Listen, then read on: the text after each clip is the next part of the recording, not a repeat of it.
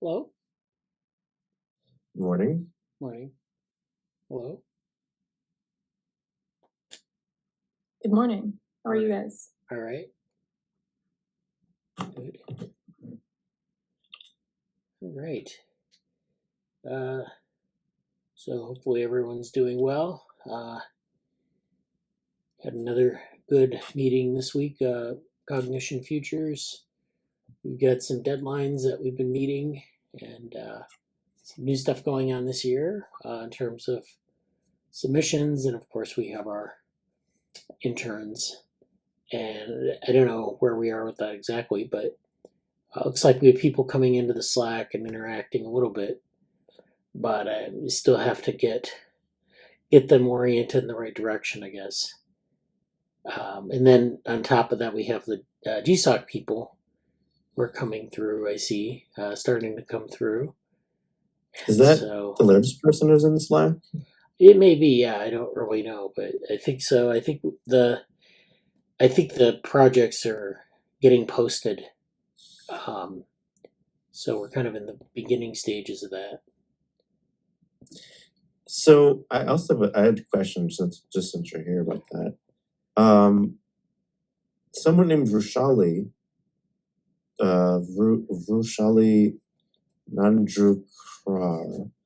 Nandurkar,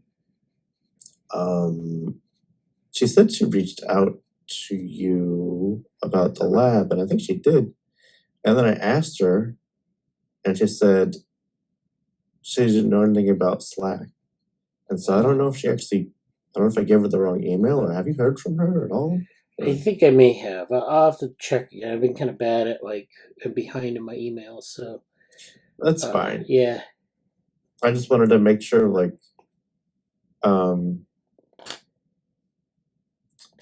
it's more. I hope. I want to make sure she knows what to do. So. Yeah. I'll send her kind of an onboarding email. I think that'll be fine. Yeah. She's like a new undergraduate kind of person. Right. I don't know if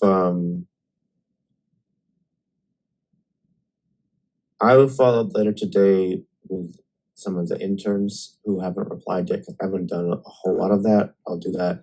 But I know Aiden's in Slack. Yeah.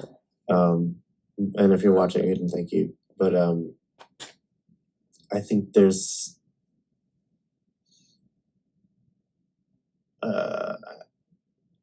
I'm just going to be a little more like, okay, I'm going to start kind of pushing some projects at people, as we discussed earlier. Okay, but yeah, there's a lot more to say. I made a tentative agenda. I'm still fleshing it out now. I'm going to rearrange some things. Okay. Yeah. Yeah, I see some things in here. All right. Yeah. So that's we'll catch up on that, I guess. That's great. How are you, Amanda? I'm doing pretty well. I don't really have any updates since Wednesday. Okay. The annotated bibliography form, I think, is up to 25 disciplines. Yeah. Which is, I think that's a good thing. I don't think we need to worry about narrowing that stuff down yet. No. And I was thinking, as we get going with that and this will come out of the question that's what's the relevance to the project, and any additional comments. But maybe we have another way of sorting it that's things methods that we are just intuitively first pass a fan of, and ones that we are not. So maybe that's another way to start sorting them once we actually have a set of entries. And I was thinking of some other useful ways to sort them, but that's getting ahead of myself a little bit, because currently we have nothing submitted. But before the next Cognition Futures meeting, I'll have time to do like at least 2 or 3. Yeah, otherwise, no updates really. Well, that's good. Well, thank you again for that form. I think that'll be useful. And then having more categories is better than fewer, because one of the exercises we're wanting to do is to like kind of figure out where things fit, and then we can. It's always we can always do the analysis later, see how many categories were chosen versus those are overlap. And it's going to be an imperfect fit because we're going to sample a small subset of the literature, but at least what we sample, we'll be able to put a classification scheme onto.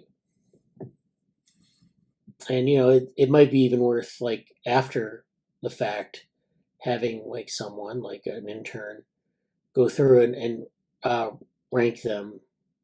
I don't know about, like, if an intern can do this, but like just basically have a way to. I don't know if you've ever heard of using different raters for, like, sometimes if they do, like, people will do an exercise where they'll go through a set of images and they'll try to find something, like find the circle, and you'll have people who draw around the circle, and then you'll have another set of raters who try to do the same thing, and they try to get the same answer. And if they get the same answer, then that's considered okay. Our method is good. If they consistently cannot, then the method has to be reevaluated. So it's like a small methodological thing for just making sure that, like, the categories are at least intuitive, maybe like a non-expert. And really, I mean, that's what we do when we put these into categories. We say, does this look like cognitive neuroscience, or does it look like experimental philosophy, or does it look like something else? I think that's a good way. I mean, because we'll use that information later in some of the interdisciplinary stuff, saying, like, this comes from this discipline, and this is coming from this direction, and this is coming from another direction, and kind of getting a feel for the literature.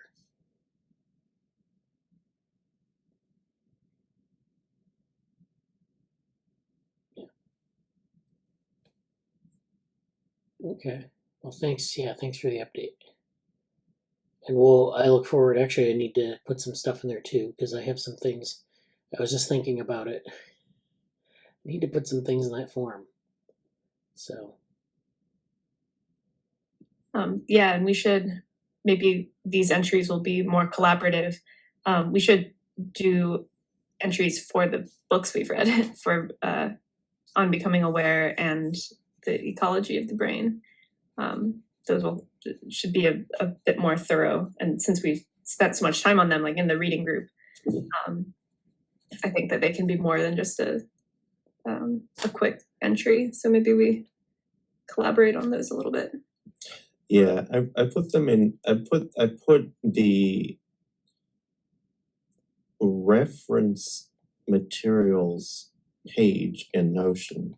I basically created a view in Notion reflecting those we've covered, or those that are kind of we've mentioned already. I'll show you what I'm saying. I can just do that a lot easier. Short intro is yes. I think we can collaboratively do that, and that'll be a fun thing to do in the meeting. So, yeah. And the goal would still be to, like, distill it down to precisely the stuff that's relevant to the project, because a lot of the books have not been. So it's not like we need to have a whole, absolutely long synopsis. Yeah. Yes. I'll show some of that a bit later, but absolutely yes. Maybe we break it into chapters or something. I think especially especially for unbecoming aware and in the Fuchs book, I would like that to be the case. Yeah.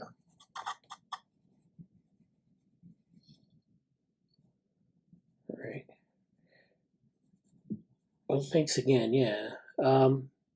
So Jesse, I guess I wanted to talk about the updates on the project management course, and then I have some other things on.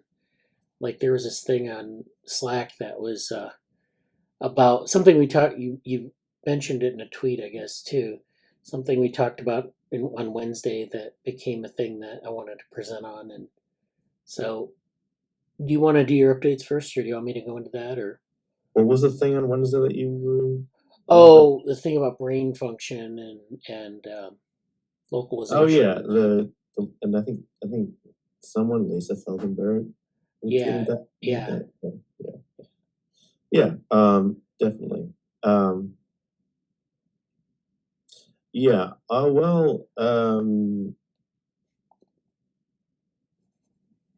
what were the two things you just mentioned? That and what else? Oh, the project management course. Project update. management Yeah. course. I'm going to like do it. Just I'm going to list things, and then as you can, I'll just share this quickly. As you all can see, there's a lot on the docket for today. There's all this stuff. Kind of talked a little bit about some of these things, but and these won't be in-depth things, but I at least want to mention all of these particular items. Yeah. And then I don't these aren't like set in stone in terms of order. I'm just putting them on a list for now. Yeah.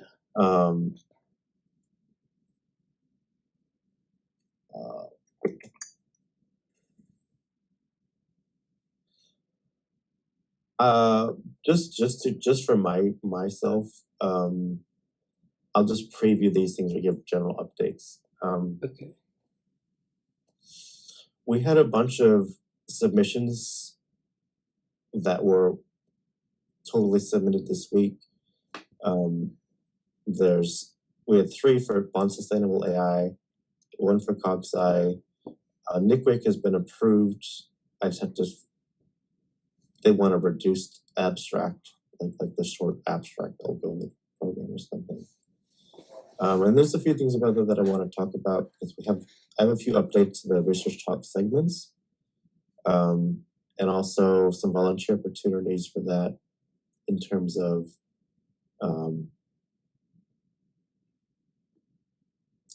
there's going to be a mentoring program which I'm kind of happening to be co-designing, and also we talked about Slack moderators and things like that. So that'll be something else. We'll get into Cognition Futures stuff more in depth. So this is the big list. I just copied this in here. This is from the Cognitive Science Society and how they break things down when you're submitting to their event. So you have fields, topics, and this big list of methodologies, which should be useful for us to reference. There's obviously a lot of internship program updates and some I'm gonna include like some Joe Pro stuff. Mentees have been doing this. Something I wanted to talk about. I wanted to mention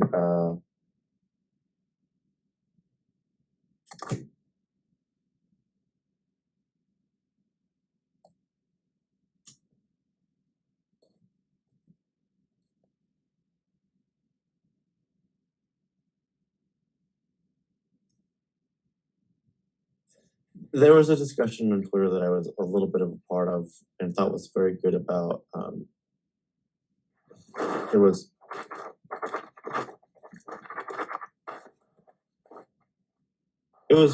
under the umbrella of what advice you give on yourself, and there's some stuff there that I'll get to later, try and provide it somewhat. I wanted to just briefly mention Megan Peters' open CV. Not really like at the closed CV, it's just she intentionally kind of keeps it open and it's like on her website, here's your list. Everybody's CV, public CV is kind of meant to be open anyway, but I'll put the link there. But I looked at it, I was kind of interesting to think about this week as I was updating my own CV. We talked about NeuroSim's apology email in the Slack a little bit, and I want to say more about that. And then a big thing that happened is a time article has come out about effective altruism and it's a problematic culture. I don't know if I can see this note here, but does a lot of things. I won't necessarily go into depth with all of them, but I at least want to mention these things and go from there into the papers. Needless to say, it's been a busy week in terms of doing tangible, visible things that change the status of stuff. But all this has been in cooking for a while. All of these submissions have been. It's about the Methods Project. It's about the sustainability efforts from Google Summer Code and Brian's class. It's about the ethics talk. It's about on volunteering here. It's about all the work we're doing in the Methods Project itself within Cognition Futures. And it's about the internship program. So there's a lot going on. Only other thing I would say in a general capacity is I'm considering inviting someone to join the lab Slack and also the NICWIC project.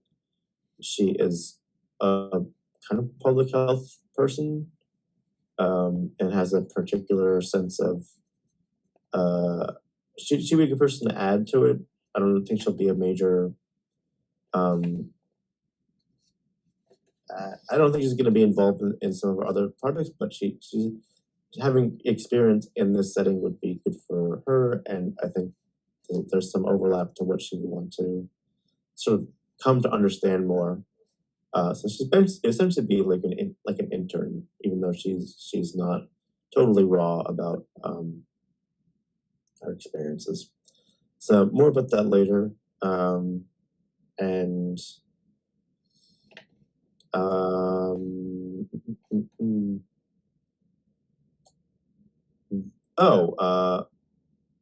didn't put this on here, but I should. Next week I'll be at this event in DC. I'm leaving Monday, so I'll be at AAAI in DC, which is Association for Advancement of Artificial Intelligence. There's a bunch of things there, and I don't have a whole lot to say about that yet, but I'm in the midst of doing all of my final checks and planning and logistics, and I'll be at the main hotel for a few days, but not all the time, and try to see some other people there and all this other stuff. On a minor note, Valeria from old school early days of Society Ethics Tech before it was a thing. I've talked to her a little bit this week, and she's interested in helping out with some stuff to her authoring perspective. She's really, really busy. She is big changes happening for her. She's kind of transitioning to the next stage of her career or whatever. But she might have a small involvement or overview about some things from that. She is a law student in technology, and there's a lot to say about all that. So that's cool too. But I think with that being said, we can kind of go through this list, knock them out over time, and well, I don't know. Do you want to start with your course talk, Bradley, or do you want to get into how do you want to approach this? I can do the course stuff first, and then we can move on to the. Okay, let's do that, and I'll get things ready for when you're done with that. Yeah, and then I'll also I wanted to do the thing on the cognition stuff too. So yeah, I'll do that in like the Cognition Futures part. Yeah, that's good. Okay, so this week we talked. This is the third week of the project management course. So this is Unit 1, this 3-week period here at the beginning of the term.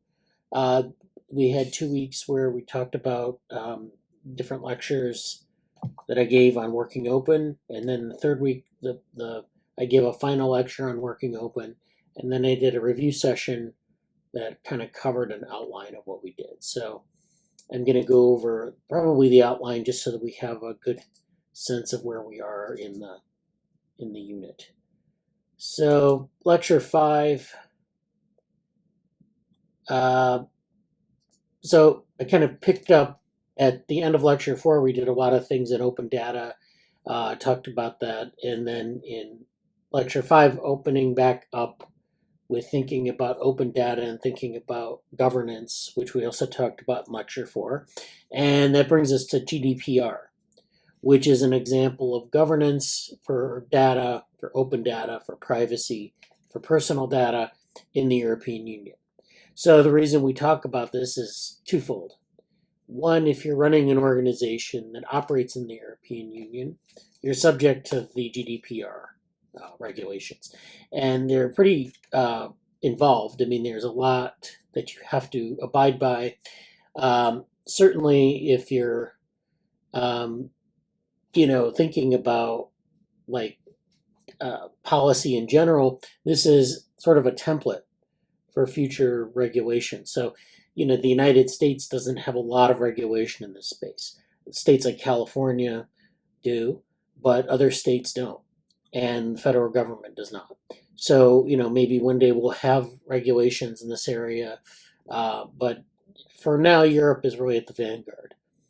And so that's the other reason why you want to be familiar with this, is because it is the one example of regulation for open data and data privacy that we have. And the way they look at it from their perspective is that rights of the data subject, duties of data controllers or processors, transfers of personal data to third countries, supervisory authorities, cooperation among member states, remedies, liability or penalty for breach of rights, and miscellaneous final provisions, ...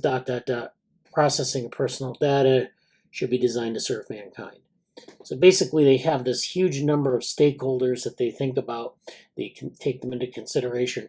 And then all of those things really are the sort of the reason behind why we want to, our goal should be that personal data should be designed to serve mankind. So when you're mining personal data, there are a lot of privacy considerations.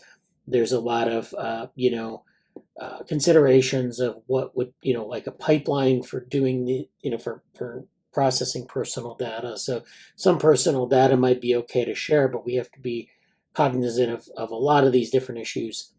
And then, of course, their liabilities, their remedies for when things go wrong, and their, individual rights, their group rights, there are all these things. So we have to think about that. And in the scope of project management, I think, people don't think about these things, and that's maybe a problem.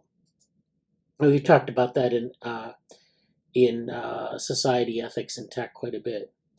So I gave the students an example of my first exposure to open data, which was in the fall of 2000, and I worked with the NCBI databases, specifically GenBank.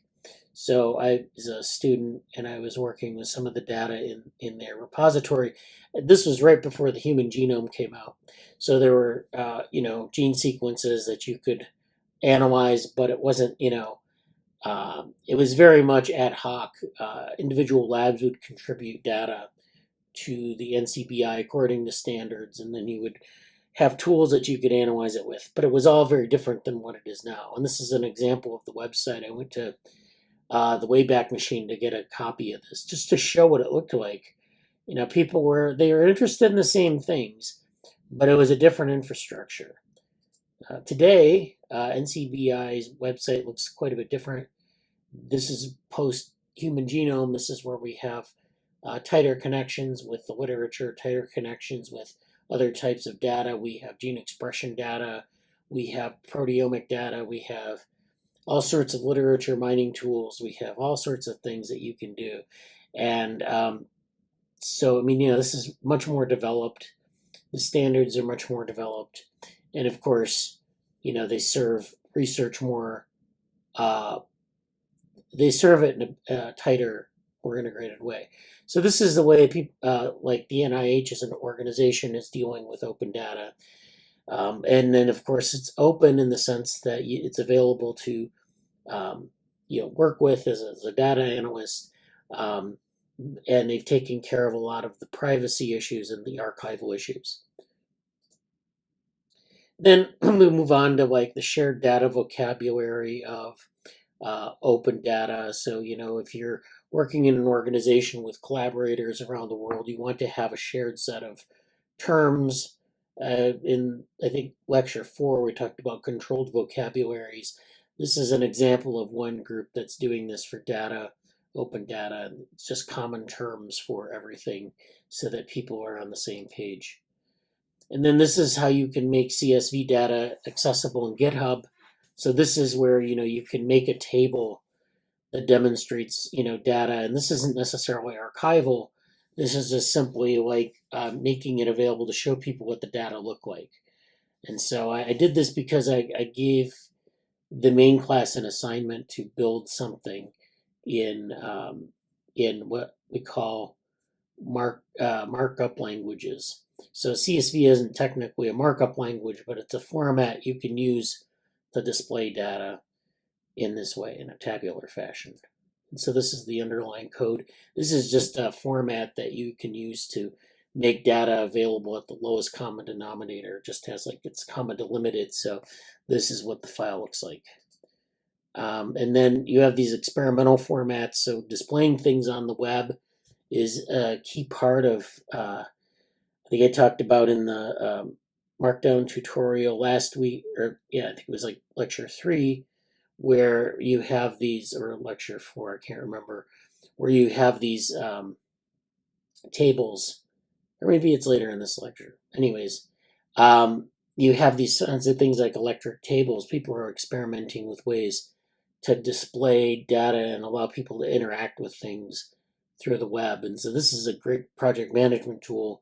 I know Jesse's been working on like our Notion documents and things like that, but to have things where you can integrate a lot of open data and open notes and things like that and bring them all in one place is good. And then you have these tech stacks for open data. We talked about tech stacks in the last lecture. You have, you can go from like individuals working on data in a Jupyter notebook. You can put it in something like a JSON format, which is where you have both the source data and the metadata, and you have it in a common format. And then you can process it on AWS on a cluster. You also adhere to these FAIR standards. So you have standards for handling the data, for formatting it, and so forth. And then you have a long-term archival solution like Dryad. So this is your organization's technology stack. You put it together. People can walk through a pipeline from like working with it as an individual to archiving it. And you have all those tools in place. Okay, then, all right, so this was the Markdown tutorial I gave. This is something, if you're familiar with Markdown, this is, I know some of the students are familiar with Markdown and some are maybe less familiar. That always happens in a technology course. That's just the way it is. So this is Markdown. You basically use like tags or marks to define stylistic differences or stylistic elements to the document. So you basically have text, hyperlinks, images, and you're putting them together in a certain way. I've also put an HTML element in here. So this is a hybrid Markdown HTML document, and this is on the right. It shows what it looks like. So this is something you can do in GitHub or do in simple documentation. You can just build these and use GitHub to disseminate, documents or other types of things. And the reason I show this hybrid example is because it goes back to this idea of markup languages. So markup languages are a text encoding system that coordinates formatting instructions, or these tags, like you saw the number sign, the number mark, the hash mark. That's a tag that's for formatting headings. And so you mix those in plain text and you can get a document that's formatted. So there's an interesting history of this. If we go back to 1967, which isn't that long ago in history, but in computer science history, it's very ancient. So we go back to 1967. You had GenCode, which was this idea of generic coding. This set control notations to a typesetting device. So they were originally interested in typesetting onto like physical paper instead of the internet. And so this has been a problem with like printing and printers, printer drivers. This is sort of where this is coming from. Later on, Charles Goldfarb at the left here, he worked on something called GML in 1973. It was a document management system. And this evolved into SGML in 1986, and this was the precursor of HTML and XML. So as the web started to gain steam in the early 90s, HTML became the standard thing that people used to build web pages and things like that. And then the History of Information website has more on this history. Then XML came along maybe around 2000, and that became a standard for encoding metadata. So there are all sorts of XML. There's like systems biology ML and different types of ML that are like, for different topical areas, subfields. And basically they're all from the same variant of XML. It's basically this markup language where you're defining metadata, you're defining terms, and that sort of thing. And then, of course, TeX and LaTeX was developed by Donald Knuth in the 1970s and 80s. This is a markup system for making scientific documents. So if you're familiar with LaTeX, where you use dollar signs and different alignments like that, that's a markup language for rendering equations and rendering text in a document. So this is what it looks like to have a markup document, this sort of formatting, where you're using tags of different types to sort of make changes to the text so it renders in a certain way. So this text renders like this. It's like a curvature, and it gets smaller as you go down to the bottom. So it's a form of text encoding, and so if you want to read a review of text encoding, it's here. So Markdown itself was developed in 2004 by John Gruber and Aaron Schwartz. This was to create easily formatted, easy to read documents that can be rendered in a web browser or digital notebook. And there are different flavors of it. So you have GitHub flavored, you have R flavored, and these can be combined with other elements to create attractive technical documents. You also have these other things like LaTeX and HTML5 that plug in to, say, GitHub flavored Markdown, and you can build these documents and make them even better. So I gave some examples from the OpenWorm DevoWorm education project that I did for the Mozilla Open Leaders project. Just kind of the layout, some of the layout of the documents, and then we talked about that for a while. Then we talked about like Markdown versus HTML, giving these different examples of which one was written in Markdown, which one was written in HTML, and the point is you can't tell the difference. So, it's just different types of tags that you use for them. Then there are line breaks you can define, and it's much more intuitive than like using a more formal language to do this. So the idea is you want to make it intuitive, you want to make it easy to use, and but you also want to make it effective and powerful. So that's why we do this. And so I think the markup language, especially Markdown, give you that flexibility. And so then you can build bulleted lists, numbered lists. You can do that in Markdown and HTML. Markdown is much more intuitive in terms of the structure of the code. Then there are these Markdown tutorials you can look at for more. And you can also do things like add HTML and LaTeX elements here. This is an example, and then this is an example of the code. And you can there are also things like Bookdown, which allow you to build books. And Bookdown is actually a version of Markdown that's for formatting books and formatting other documents. And this is using R-flavored GitHub or R-flavored Markdown. So this is another example. And then they've also been able to do a lot of documentation in R Markdown. So this is where you're doing building these reproducible pipelines of documentation, and you can do this directly from like a data analysis. So going back to open data, that's a very interesting use for this kind of tool. So Markdown is versatile and long-lived, but there are a lot of pros and cons. I walked through some of the pros and cons. Some of them involve standardization, the learning curve, which is, it's short, it's shallow, but you also have limited control over specifying text.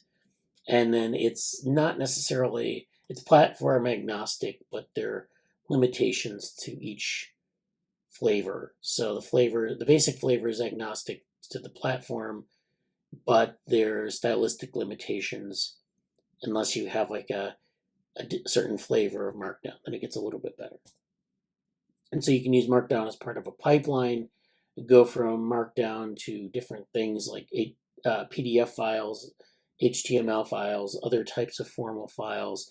There's a tool called Pandoc, which you can use to build research papers or to build other types of documents like EPUBs or text documents or other types of specialized documents. You have external files and styles you can add in. And Pandoc is made easier with tools like Visual Studio Code, which this is an example of Visual Studio Code, and Atom.io, which is now archived as a project. But since it's an open source project, there are forks that are still active. And I gave a couple of tutorials on this. So this is actually something that you can use to build a project pipeline or a tool pipeline. Then you can extend Markdown to a larger publishing strategy using things like NIST, which is something that you can use. It's a set of JavaScript tools that allow you to build dynamic documents and scientific documents.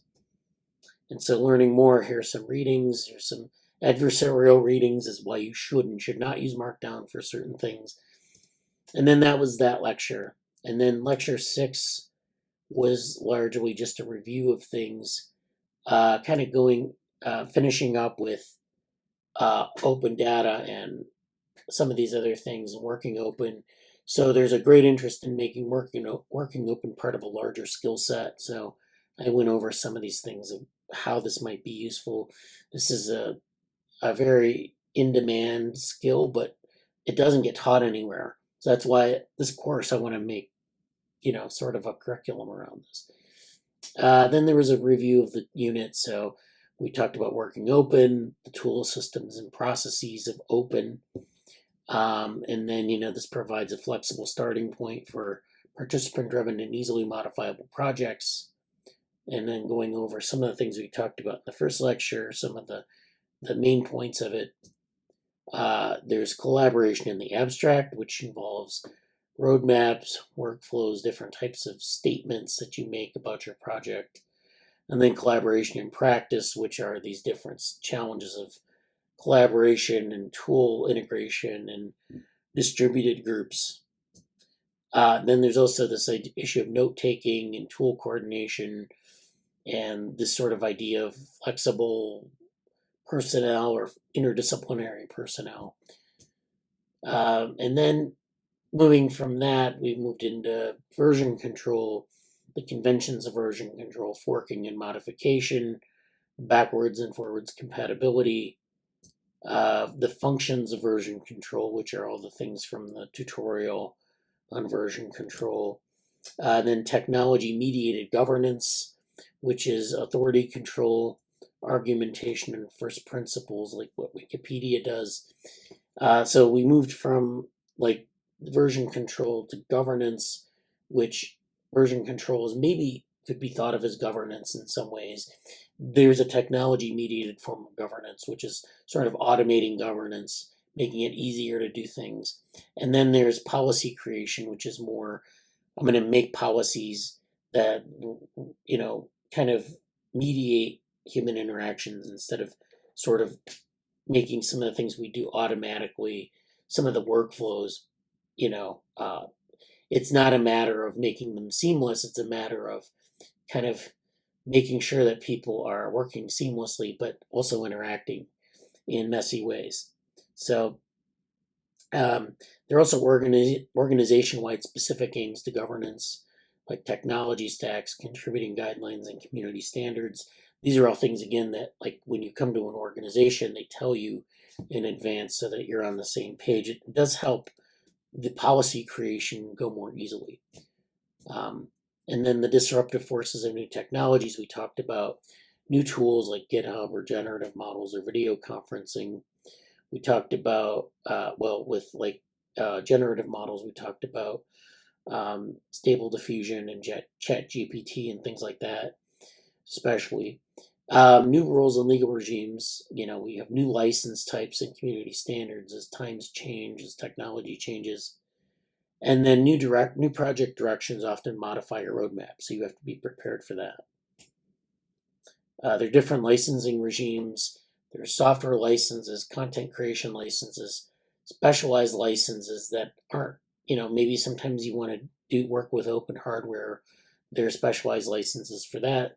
Sometimes for things like generative models, things that aren't really, there may be a mix of software and content creation, where they're outside of that altogether and they have their own needs for governance. So that's why we have these licensing regimes. But they make things open and they make things, make sure that everyone's on the same page in terms of the terms of use and the terms of reuse. Then working with open data, so transparency versus security. We have different standards for sharing, for using, and then different formats that we want to use. And then, of course, we have our technology stacks, elements for docs, markup languages, version control, and coordinating process-oriented tools, which are things like programming languages and platforms. So if we want to adopt a platform or a programming language, we should do this organization-wide, or at least have a reason for doing so. And then docs and pipelines for docs, how to implement these. Documentation is representations of community, organization, and interest. So documentation sometimes is very useful for unifying a lot of the processes, a lot of the governance, and then pros and cons of markdowns and other methods. How do you create the docs? And so then they have a quiz that they're doing. It's basically some activities in GitHub, but I'm not going to go through that. It's just pretty simple stuff. So that's what we did this week, and that's the end of Unit 1. Unit 2 is on community building, and that'll be next week. That was a lot. It's good. Yeah.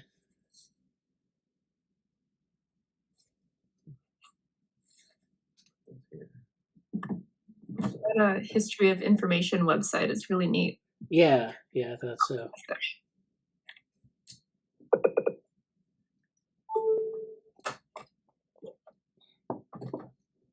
So, this is kind of a tangent question about that, I suppose. But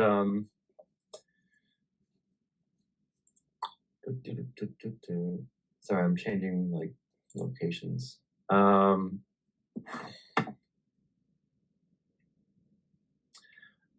Is there? I haven't looked at the Discord for that yet. Is there anything you would like me to do specifically for that course, or like a discussion or a commentary, or something I should write or do to comment on some of that stuff? Because I know that's been there, but I don't think anything's. Yeah, I haven't seen a lot of discussion yet. I mean, I've been posting the lecture notes, and if you want to start a discussion, that'd be nice. But I mean, I don't know yet. The next unit is on community building, so we might get a little bit deeper into some of these issues about, community building. How do you build a community from scratch? How do you get people to buy into things? So I guess I just don't know yet. If Okay. if there's a certain discussion I think is really germane to your expertise, I'll pull it aside, and maybe we can have a discussion about that or something. It's kind of hard to know. I'm putting these together kind of like from my own notes and everything, and but yeah. Okay.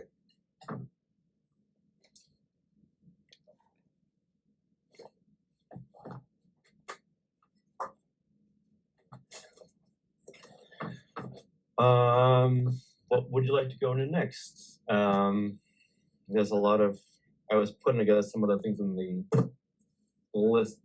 Some of the stuff I think I might try to push to next week just to cover a bit more in depth. Okay.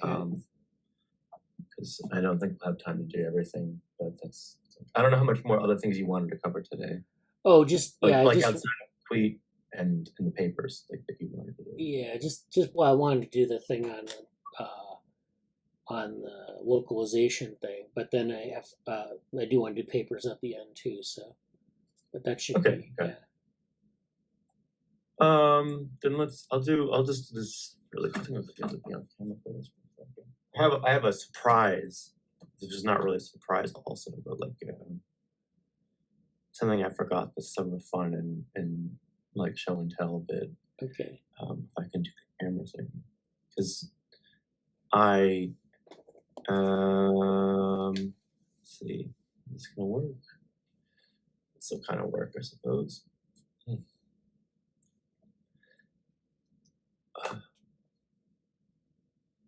That's a little funny. This should work. I can get back to the. Here we go. Okay, so my show and tell is I have a bunch of magazines and I have other stuff, but it's not within reach. Oh, I have the Muse headband again. They apparently have a second generation one, which is more advanced in some way that I have to figure out.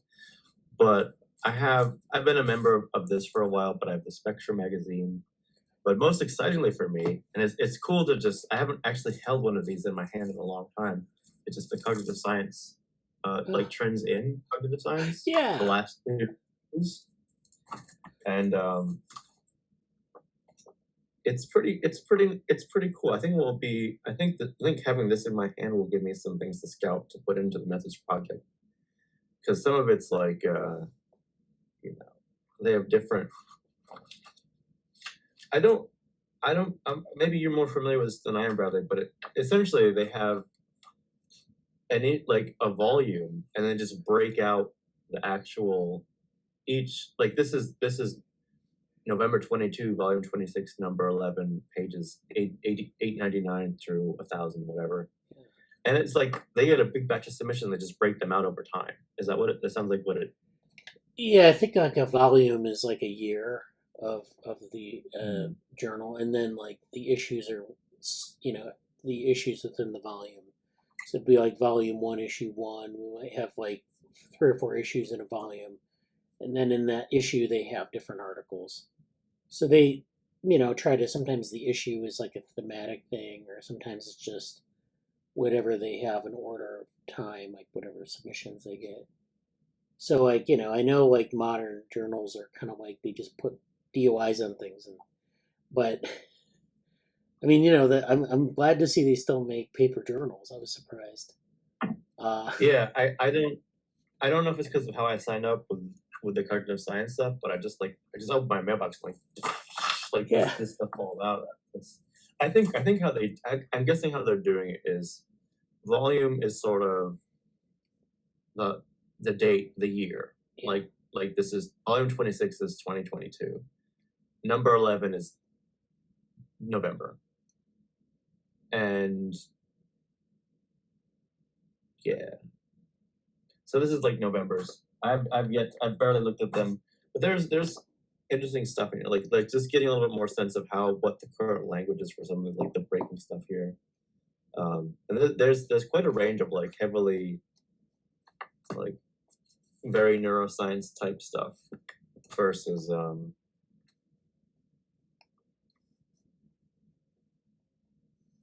well, let's say less so. So let's show and tell, but let's not tarry too long. Let us go instead to the Notion. It's very cold here. I'm very like my face is like really dried out. So excuse my ghastly appearance today. So let's just plow through these things. This is the short version. I put this in chat, but here's a submission update from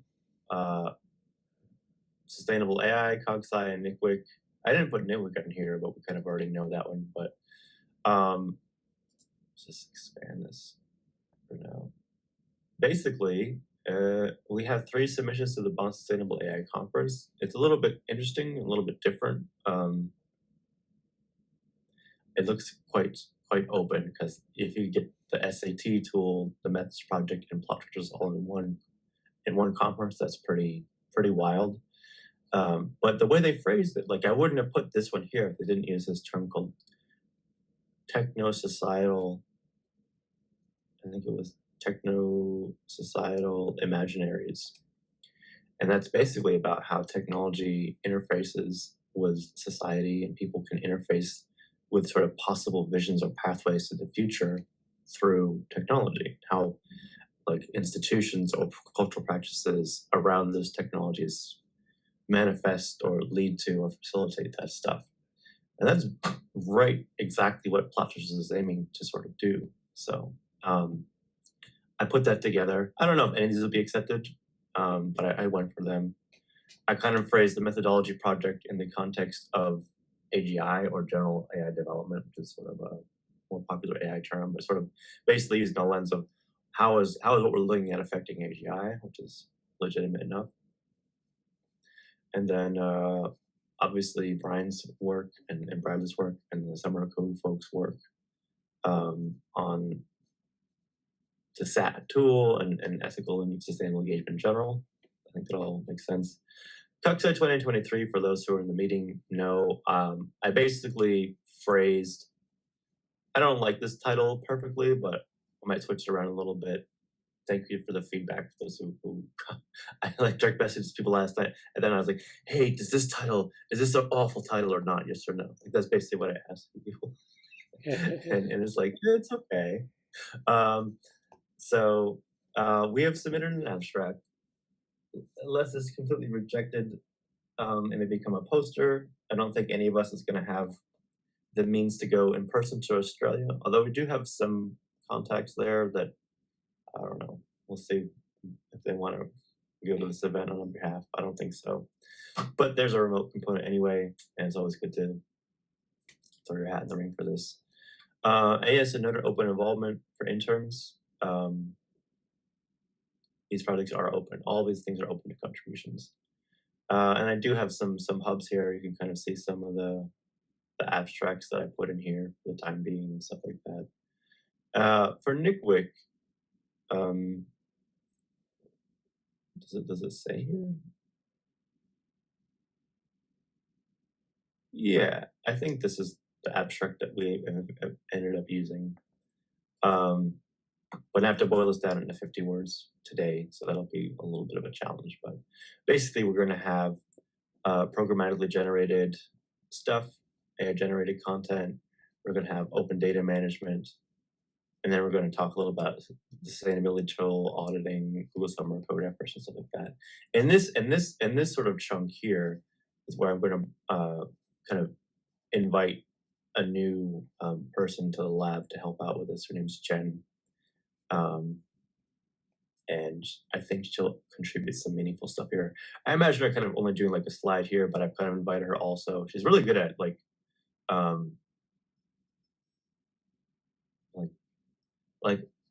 she's very good at like writing, like just kind of putting together a blog or like a write-up about stuff that's already happened in some like GeoPro context that we worked on. She's kind of a mentee in that arena. And it's like, oh, like you could fit in here too and get some experience at a conference. So that's kind of what we're going to do there. And I think that will balance it out. It may just be like a slide or sort of a contributing to the open data and NIH health accessibility component of what all this is getting at. But that's what's up with that. There's a lot more to say about NICWIC though, because we have 2 volunteer opportunities. We are going to have a little bit more opportunity in Slack if people want to stop by for the day. And I think there's only going to be like 2-3 Slack channels. It's very low key, but also I think having people who are there and say, hi, please reach out to me and ask me questions is, not a bad thing. And there's the mentoring program.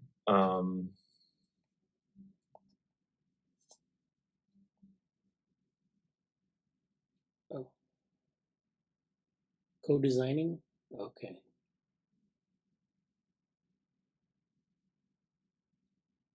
Yeah, it's mostly for it'll mostly be for folks who are first time researchers. They'll be presenting a poster, especially for those folks. People just have no background or no experience with it. So I'm working. It kind of came up ad hoc. It was on the spot. Like, hey, we could probably use this. So me and another more senior volunteer organizer who's done some of this before is like, yeah, okay. He's kind of working on the like material or suggestions, just how to make the poster and how to present it, kind of stuff. And I think I'm going to be fleshing out a little bit of uh,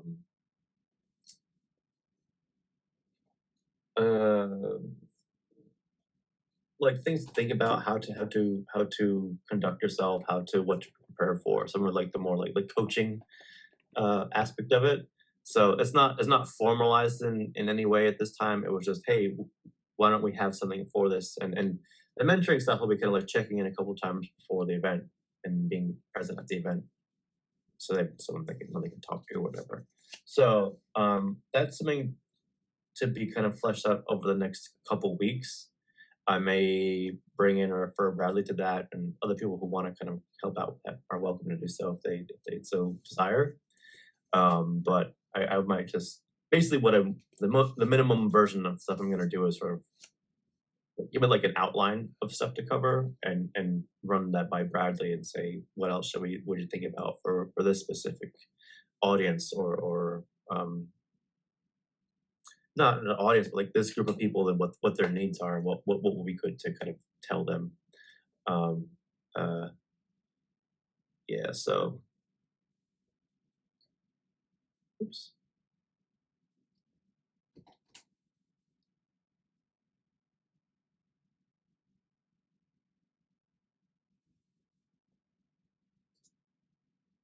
Yeah, so that's not a whole lot to sort of say about that. But just that's on the docket. It's been good to have some of the conversations with them, and I always, be kind of Nick Wick, and I'm glad to be a little more involved with them this year. Um, that'll be in April, so it's coming fast, but it's not quite here yet. AAAI, I'll be there next week. I don't have a lot to say. Eventually, I will be. I guess I'll just move on here because there's a lot going on, and their website is. I feel like their website has just changed the layout, and it's confusing me a great deal. Yeah. And that happens sometimes. Schedule overview. There, kind of. It starts. I'll just cover the first few days right now. There's tutorials on the first day and the second day, which they don't have labeled. But this is Monday and Tuesday, I guess.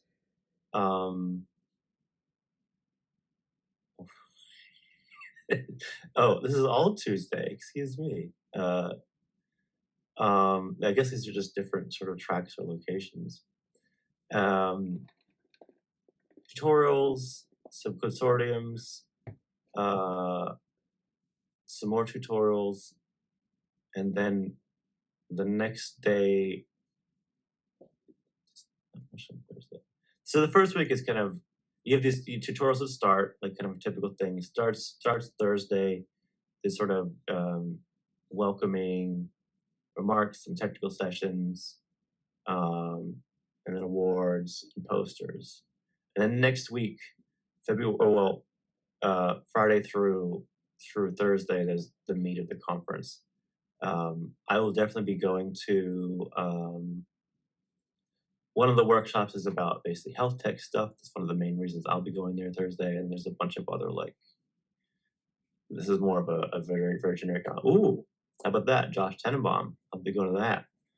I actually just saw that just now. So my Friday night party will be with Josh Tenenbaum in DC. I feel pretty cool about that. Anyway, that's enough about that silliness. Speaking about silliness, what's not silliness is Stochastic Pairs Day, which has become memorialized now. I think it's the first one, but Timna Jabru and Margaret Mitchell are hosting an event to commemorate their what's the word? Watershed paper? I don't know. Yeah, I guess watershed paper. Yeah. It has led to quite a bit of controversy and potentially the removal from Google and now the AR and all the stuff that everyone else is doing in the wake of that. But it's just going to be kind of going over what happened the last 2 years, LLMs, and kind of where we're headed versus where we should be headed. So that looks fun. It's a free event.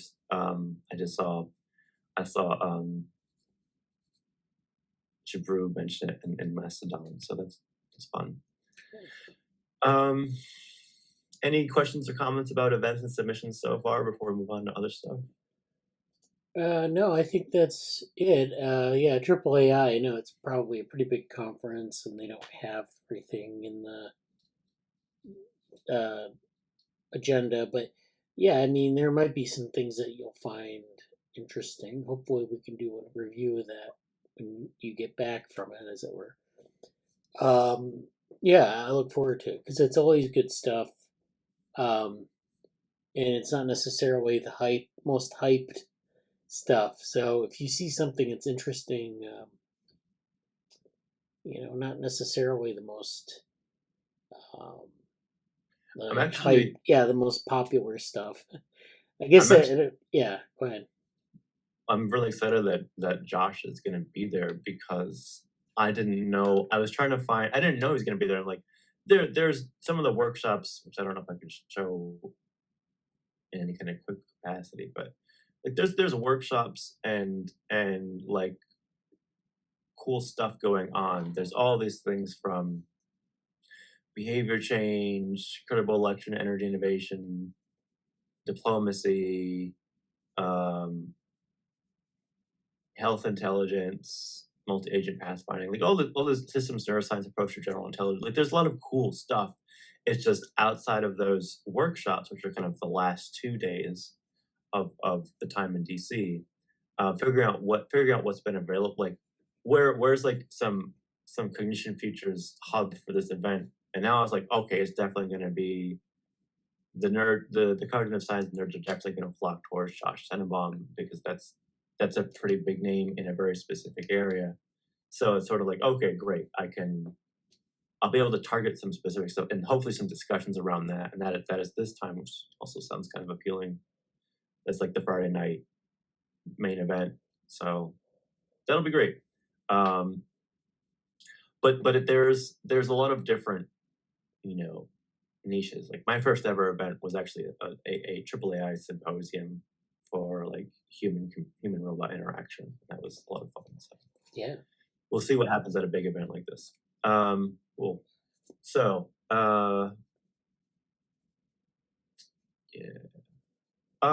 okay. So next we can kind of get into that tweet and Cognition Futures stuff. I'm just gonna do some other general Cognition Futures things before we dive deep into the tweet, whenever you want to say about that. okay. Here's the big list of methods. That's been really fun to see. Let's also briefly show, just to kind of show what we,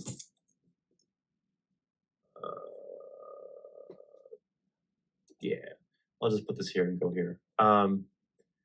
So we still have all this stuff going on. We're revising the questions. We're updating the mission vision a little bit. And we've kind of fleshed out our next steps for that, which is basically read stuff and put it into, create entries into this. And I've set this up a little bit more just to show it. These are all literally from the reference materials part of our library. And I've just tagged them with this is the paper that Amanda reviewed before. I tagged them with this associated project or project association to this one. So everything with this tag will show up in this particular version of this list. and I'm looking forward to that. Yeah, your screen isn't sharing if you're trying to share something. Oh, it's not. It's a pity. Oh well. There we go. There we go. Okay, so this is it. Yeah, I was TICS. sharing the website also before this. Okay. Anyway, so in this, just gonna go back. This is just the sort of the main hub right now, and we're basically starting to put. This isn't Amanda's form, but we'll take the form that Amanda has and then filter into this, which is basically using the reference. Each of these basically has a new attribute or property that's a tag with this project, CF methods, annotated bibliography. So some of these have our things we've done here, and thus far these are just like the actual hubs of those materials, but I do want to make like a specific link, like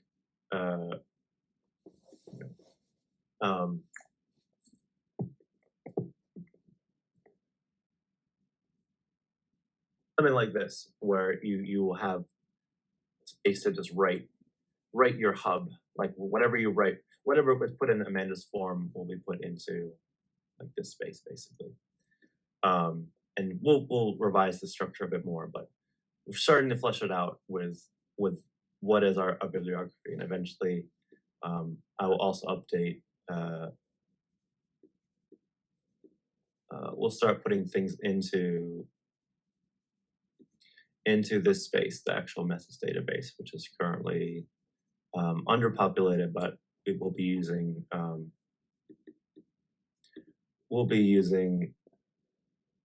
this big list real soon to kind of populate all that stuff. And those will become tags in the database. Yeah, so that's kind of where that's going to go. We had a really good discussion last week. Bradley saw this this particular tweet from Lisa Feldman-Barrett and noted that it's something that we discussed during our session last week about like where localization is, mapping, and some of the circuitry, and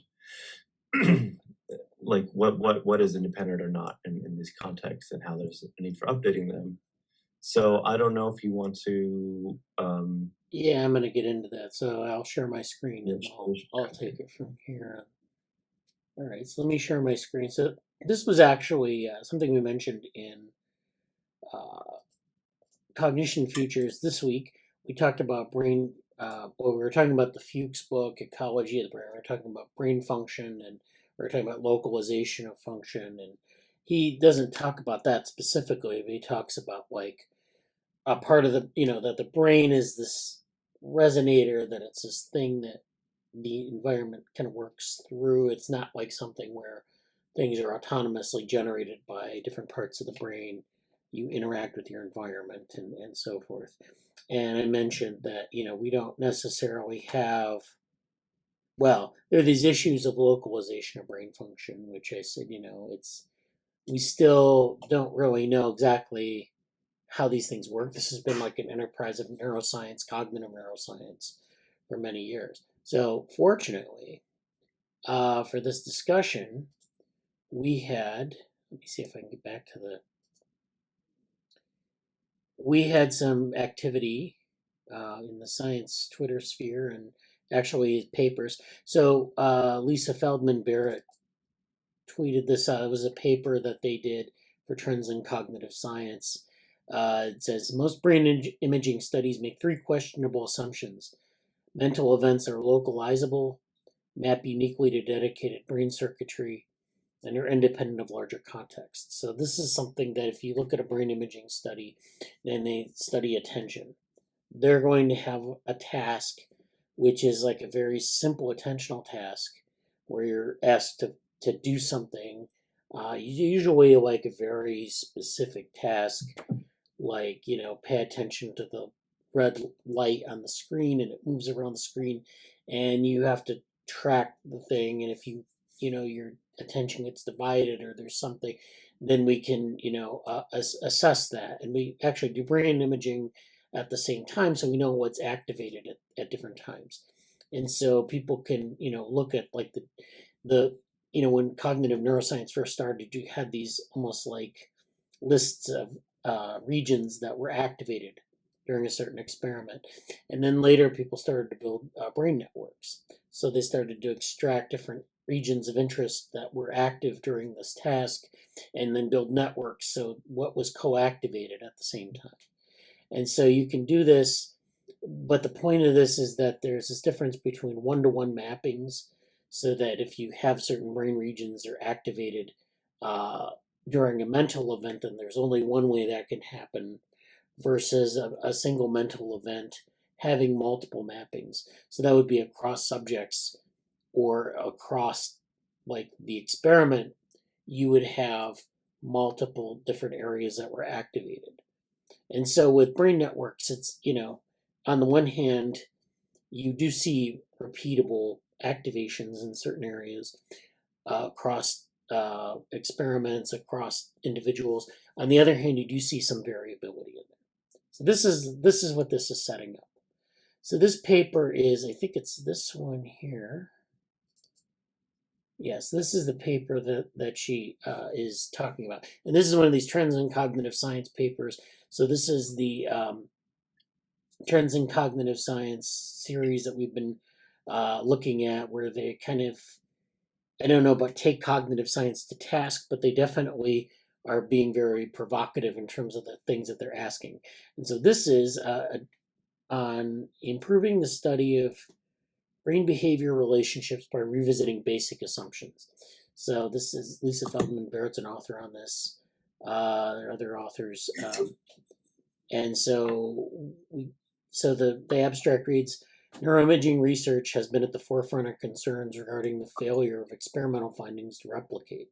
So they're saying that there's this replication crisis in neuroimaging that is something that people were concerned about. In the study of brain behavior relationships, past failures to find replicable and robust effects have been attributed to methodological shortcomings. Methodological rigor is important, but there are other overlooked possibilities. Most published studies share three foundational assumptions, often implicitly, that may be faulty.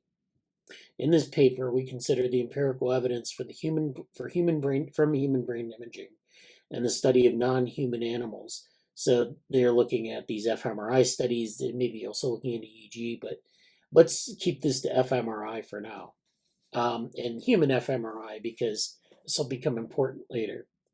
That calls each foundational assumption into question. We then consider the opportunities for robust science of brain behavior relationships that await if scientists ground their research efforts in revised assumptions supported by current empirical evidence.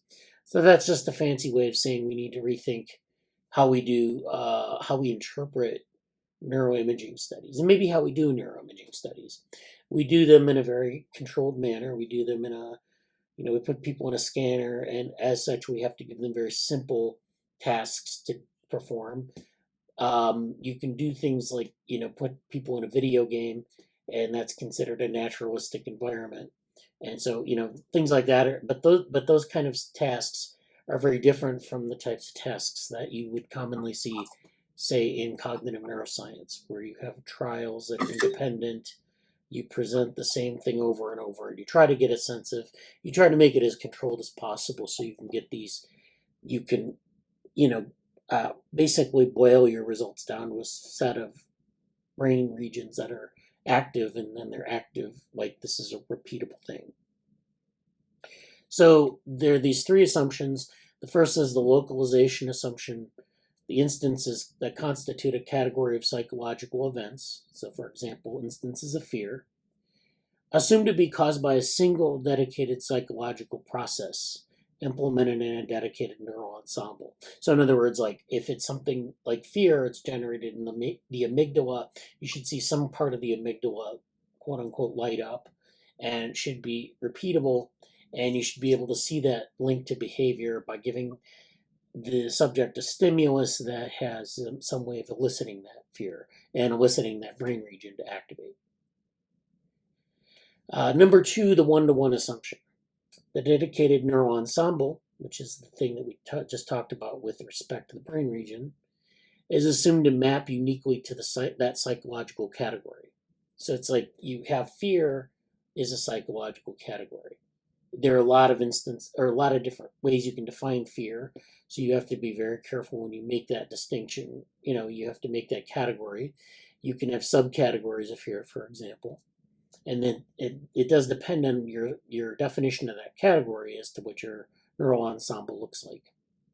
So we want to be able to map uniquely to a psychological category, such that the mapping generalizes across contexts, people, measurement strategies, and experimental designs. So if I say I want to look at fear conditioning, I want to look at this in either trial by trial design or like a naturalistic design. I have to think about that experimental design, and maybe I'm going to get a different result if I do 2 different types of experimental design. So when I put together my experiment, I have to think about my definitions. I have to think about my category, what's in the category, what's actually going to happen when I elicit this response, and then that's going to affect what's activated in the brain. So I have to think about all those things. Then third is the independence assumption. The dedicated neural ensemble is thought to function independently of contextual factors, such as the rest of the brain, the body, and the surrounding world, so that the ensemble can be studied alone without concern for those other factors. So, this is again what we talk about we've been talking about this in the context of the ecology of the brain, or some of the stuff we've done on embodiment, that nothing else is affecting the result, that you can map. If I'm just doing an experiment in a magnet, I'm laying down, I'm not moving around. My body theoretically isn't involved in this. So, my eyes are looking at this thing and making decisions. You may be pressing a button, but that's minimal, involvement of the body. This should all be this tells us something about behavior in the brain, and we don't have to worry about the way we probe it. We don't have to really worry about the body. We can take the body out because it's a confounding factor. So I think this is where they're coming from in this paper. They're coming from the idea that all of these things really are, the brain, the body, the surrounding world are all very, very important in making that response by the brain. So the neural ensemble is shaped by all those things. So if you take them out of the equation, you're basically looking at an artificial type of setting, artificial type of measurement. The one-to-one assumption, again, we have psychological categories that are somewhat dated. And again, if you're looking at a psychological category of fear conditioning in a magnet versus fear conditioning in the wild, or in a naturalistic setting versus a trial by trial setting, they're all going to be different. And so the neural ensemble is going to look different. And then, of course, the localization assumption, meaning that you can actually trace everything at every time you do, if you exhibit, if your subject exhibits fear conditioning, that in every context it's going to look the same in terms of what's activated in the brain. So that's what they're getting at with this paper, and they're kind of poking holes in this model, this way of doing science, way of doing neuroscience. And they talk about replicability. This has implications for replication, but it also has implications for experimental design, which I found interesting because, it's kind of one of these things that we kind of make assumptions about how we set up our experiments. And that really is like the crux of a lot of what we know in terms of the brain. So, so there may be a deeper source of variable brain behavior findings. The typical brain imaging study may misspecify the psychological phenomena of interest. A given brain behavior relationship likely varies in meaningful and predictable ways across stimuli, context, or people. this variation typically goes unmeasured or unmodeled. And it's usually considered to be like a confound or like an interaction or something else. And so it gets like filtered out of the experimental results. It's like, here are our main results, and then here are the interactions. And we want to get rid of the confounds. And if we have a confound, it's typically considered to be a bad study. Right? So that's the way that we think about that. So there's a statistical argument here too, is that, we use a linear model to like analyze our results. We get the mean effects, we get the interactions, we get the things that are maybe confounds that we don't want to include in the results. So anything we measure is like pure, I guess. So it's not even like reductionist. It's just the way that we kind of think about, how do we isolate a mechanism, or in this case, how do we isolate like a replicable phenomenon? And this is really kind of the way we've done this. And so, they're asking us to kind of rethink this in light of a lot of the things we know about like systems level type, cognition, or not limiting it to specific measures. Like in an fMRI study, for example, there's specific things you have to do to, to be able to measure brain activity. You have to put people in a tube, you have to give them certain tasks, and it's really limiting as to what you can actually look at. So they have all these. So these three assumptions, the ones I talked about, are rooted in a typological view of the mind, brain, and behavior, which is important as well because this was modeled in 19th century physics. The typological view means that we break things down into categories, and we kind of think of those categories as mutually exclusive. So we think of like a category of fear, and then we think about what is under fear. There's fear conditioning, there's visual fear, there may be auditory fear. I mean, there are a lot of different ways you can look at this, but that they don't overlap typically. They have like this, one is a subset of another, and it makes it easier to sort of parse out these details, but at the same time, we don't look at the interactions. We don't really think about that in a way that's analytically meaningful. So can I ask a question about that? Yeah. And I know we're kind of. Okay. Please go back to the Paper. sharing your screen. Yeah. So I want to learn how to properly talk about what Lisa is calling a typological view of the brain. Yeah. And is that sort of, because I get that's sort of the crux of this. Like we're saying that's the old view. We're saying that's basically we have like, because is she using the word type? Like what I want to understand why she's using the word typological view. Like because that's reference to that specific paper. Yeah, she references Ernst Mayr in this paper, typological versus population thinking. When we did that workshop on evolutionary views of the brain, she did talk about this in her talk. And it's basically that you have these typologies versus population. This goes back, I think, to evolutionary biology. So this is actually something where in evolutionary biology, you might have, say, for example, you might look at a population and you might talk about like some trait, and you look at the variability across the population, versus thinking about this as like something that defines a subset of individuals, but you don't think about it as variation in the population. You just say that this is something that happens. These are categories that I guess the implication here is that we think that if we see something in one individual, that's going to represent the entire population that we're looking at. So, we kind of focus on that instead of like thinking about variation across the population. So in evolutionary biology, you think about traits, they vary across the population versus just having like one trait type and just saying that they're different subpopulations, and we can just think about them as these generalizable things.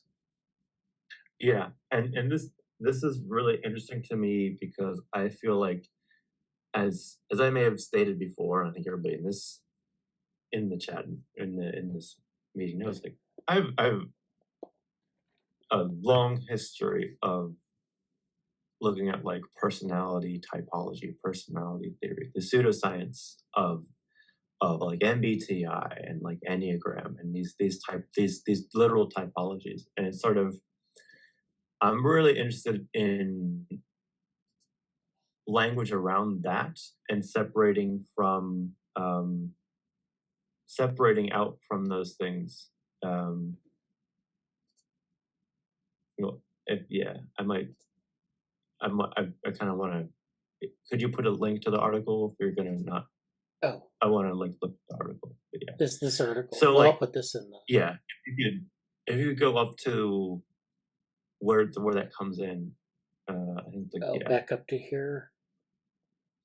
You Yeah, mean where you the want to first look reference more at the source of the quote or the here it is. I think around here is good. Like these three assumptions are rooted in a typological view of the mind, brain, and behavior that was modeled in 19th century physics. And I feel like that's I'm really glad to see this paper, and I think it's going to be offering a lot of really good leads and insights because the I mentioned like the typology stuff itself, but of course like this I'm very interested in ways of finding ways that cognitive science has talked about the typological view and why I want to get the full sympathy and the compassion for like why that emerged because I know why it's emerged in my personal anecdotes and like I know in a non-scientific community why it emerged and why it has salience, but also like the many problems of it. And so if that and this is also as a side note for people that are interested in the plot twisters project, like we referenced Lisa Feldberg a lot for this kind of thing where she's like she, you know, her take on like how emotions are made, the book, or like how emotions are not basically you could rephrase the main thrust of that book in the sense that emotions are not just typological in the sense of everybody who experiences happiness will look and express and feel and have neuroimaging the same way. It's like she's like there's much more nuance, there's much more different like generative things that are happening in this location, this experience, this context, and that's leading to much more like here are the basically it's quite similar to this, but now she's taking this and putting it in this much broader like critique, and it's just it's good to see, and I'm very happy. I'm curious to see like methodological, like at the bottom of the abstract. I don't know if we got there yet. I don't know if you'll say it much, but methodological recommendations then are not sufficient to solve the replication problem. First, we must reconsider underlying assumptions about the phenomena that we're studying. We look forward to methodological improvements that are grounded in these revised assumptions. I feel like that's like big time, you know, what the methods project is about. So yes, great. Yeah, so let me just go over this table and then move on, and I'll post the paper in the Slack so we can read it, and I'll put it actually in the database too. So the current guiding assumptions, there's the localization assumption, and then they would like to revise that with this idea of whole brain signals contributing to mental events. So this is where instances of a psychological category arise from activity across the brain, not from a separable neural ensemble. So basically it would be like if I had this, if I just had this thing that I'm testing and I see this activation and I know that, okay, it's for this thing that there's an activation.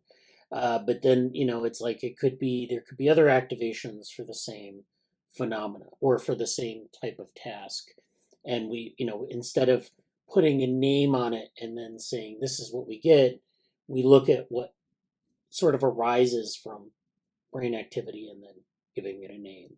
So it's kind of a little bit different, but basically you would have like like some activation if you like recall something, and then that would be like something brain activation for recall instead of what are the correlates of recall, meaning if I give you a task and I'm like saying this is the definition of the task and then these are the areas that are active. It's kind of maybe a distinction without a difference in some ways, but it's also just kind of like, a discovery versus like kind of very tightly defining these things. So it doesn't, you may miss a lot of things if you don't look at the brain as it's being activated. Anyways, the second guiding assumption is the one-to-one assumption, and they may be revised to say many neural ensembles from one psychological category. So that means that for any one psychological category like fear, you're going to have a lot of different neural activation patterns that you can link to it. So it's kind of like, I guess that's the way they look at gene expression patterns for a specific, type of thing that you want to see in a cell. And again, it's more like exploratory data analysis than like this idea of like hypothesis testing. That's maybe a better way to think about it. Hypothesis testing is where you have a hypothesis, you say, this is what I want to test, very tightly defined, whereas this is more like generating things from behaviors and seeing what they look like. So then the independence assumption is replaced with mental events emerge as a complex ensemble of signals. An instance of a psychological category emerges from a complex ensemble of signals in the brain-body world. So the signal can only be understood in relation to the rest of the ensemble. So each may have a weak effect on its own, but a strong effect when considered collectively. So it's basically like a network approach where you have a bunch of areas that are weakly activated, but if you put them in a network, they give you this strong effect. That's interesting stuff. So I'm going to leave it there. There was actually,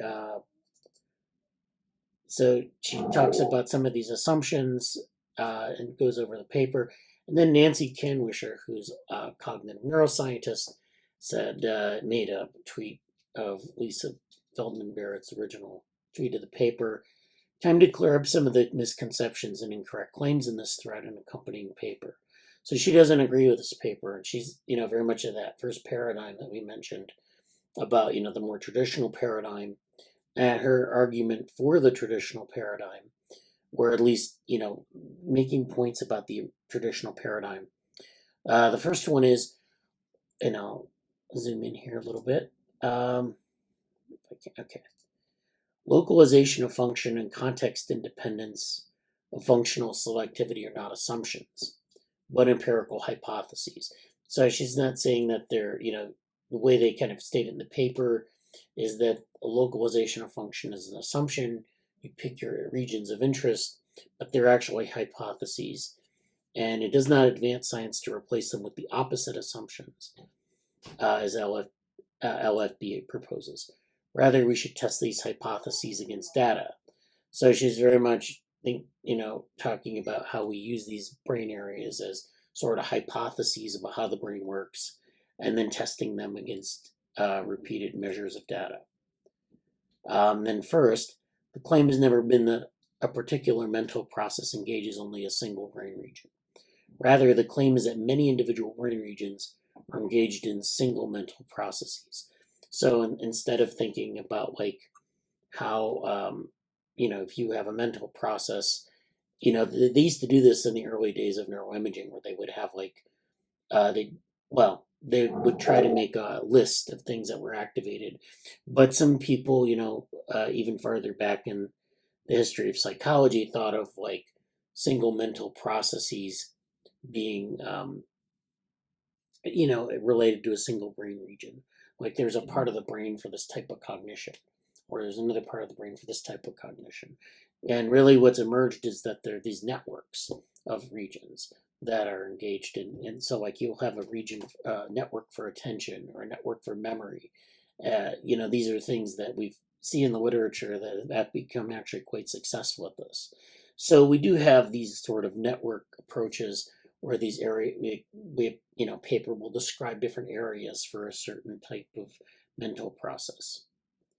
Then we go a little bit further down. Number 3, the evidence for the functional specificity of many individual brain regions has been replicated in hundreds of studies and dozens of labs using every method in cognitive neuroscience. The functional specificity of these regions is also not strongly affected by context. The functional selectivity of these brain regions does not suffer from a replicability crisis. Indeed, each functional localizer in each subject is a replication of the original finding. Specificity for particular mental processes or categories is obviously not true for all brain regions. Most famously, the multiple demand system, so named because the multiplicity of cognitive demands that can engage these regions. So, there are a lot of details here that argue for the more traditional approach. And of course, in a lot of studies, I think I've come to the conclusion that a lot of the replicability crisis is overstated, just simply because we expect too much maybe out of what we're trying to do here. Maybe things don't have to replicate perfectly to have like a good enough result that we can rely on for a lot of these things.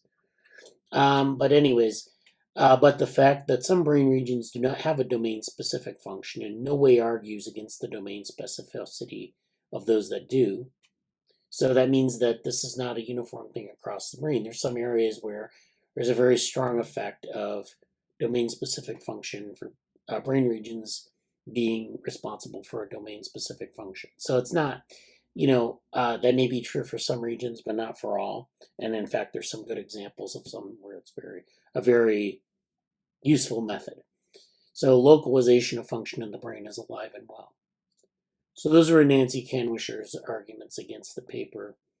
Lisa Feldman Barrett doesn't really reply to that, but then someone else pointed out that this is a wonderful, Lisa Feldman Barrett's paper is a wonderful paper, aligns very well with our paper, also just released in TICS, which is also another one of these papers that are, this is another one of these like provocative papers, I guess. Then this is a complex systems perspective on psychedelic brain action. So I'll put this in the methods section too.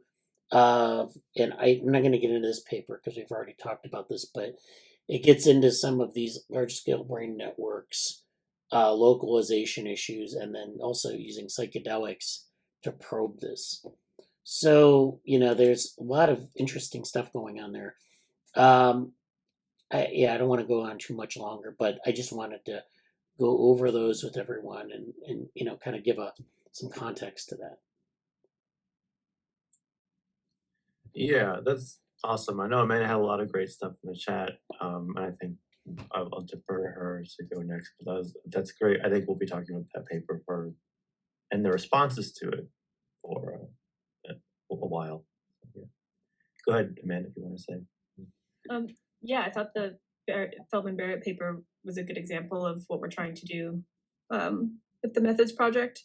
So I was just trying to go a step further. So she proposes an alternative to this localization, but then maybe an example of how we want the philosophical assumptions to influence the methodology, is if we think that there's some really strong form of embodiment. If we think Fuchs is right about how you can't fully describe the mind without describing the body and the environment, then how could, so that seems stronger than what she was saying. She was oh, you have to look at the whole brain. But maybe Fuchs would say, no, you have to look at the whole body. So I was what could that look like as a specific, as a recommendation for a specific empirical setup? So that was maybe you in the context of EEG, maybe you have your scalp electrodes and then electrodes on the body. I don't know enough about the physics to know if you could actually learn something interesting. But just as an example of how we could look to the philosophical claims that of strong embodiment, for example, and see how that could inform empirical work. So basically what she was doing, but a stronger version based off of what we've seen in Fuchs. Yeah. And just as an example of what I had in mind for the prescriptive part of the methods project is what philosophical assumptions do we think should underlie methods, and how would those manifest? Yeah. Could you talk a little bit about what you put in the chat? See, you had some things there. That was basically it. Oh, okay. Yeah, she says whole brain, but I'm thinking, well, would strong embodiment assumptions mean you'd have to look at the whole body? How would you possibly do that? Yeah, I was wondering, like, I don't have it from the paper, but I'm really curious to square like Fuchs and that in the sense of, you know, like, especially since the Augmenting Brains event at the MIT one in December, like the concept of writing to, well, they said writing to the body, as in like a technology that would influence the body, that would like not making it a cognitive mental thing, but like writing, influencing the body to affect mental and internal happenings, like not just like cognitive behavior, but also like internal. They use the phrase writing to the body, and like that's cool for your technology, but also just like writing the body writing to the brain, but also reading and writing in sort of the personal computer sense. How would that work, and why, like, where are the necessary kind of demarcations of for lack of a very poor way of saying, like, getting the body involved in that process, and like what because you can't, there are certain things that there's just too much, but also I'll just say I was very much wondering your question of like how does that square, and what would Fuchs say to that, basically, like what's his, like, yes and about that. We can derive that a bit. I wonder if there's a way to like, I wouldn't be averse to like actually trying to reach out to Fuchs at some point with some of our questions about his book after he finishes his book and thinking about this. I could see it be a fun thing to do.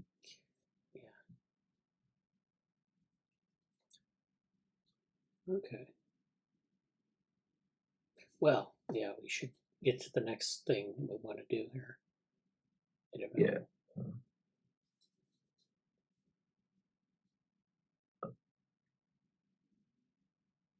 Oops. Yeah, so about what to do next, I'm gonna shuffle some things around. That was great. I'll go back to this list here. I put some of the notes in the chat. Also, like, Amanda, if you want to write anything, I'll just like, I tagged you in it, so I think you can get here. But like, give me the. There we go.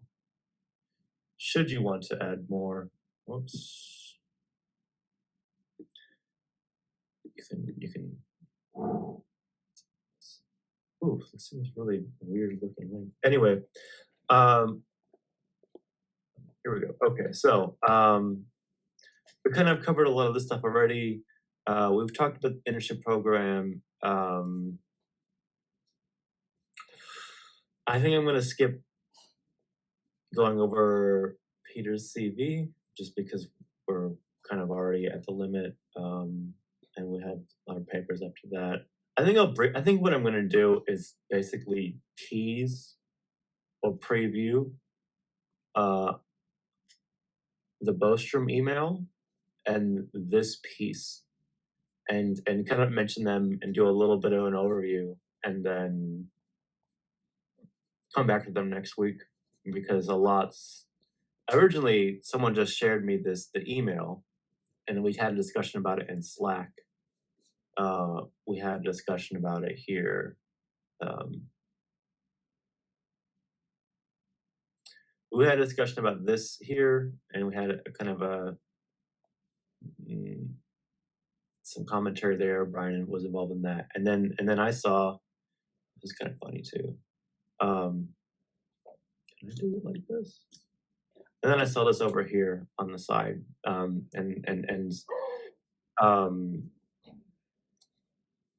just to kind of say stuff here, I will quickly mention this as well because it should be kind of an easier tweet. So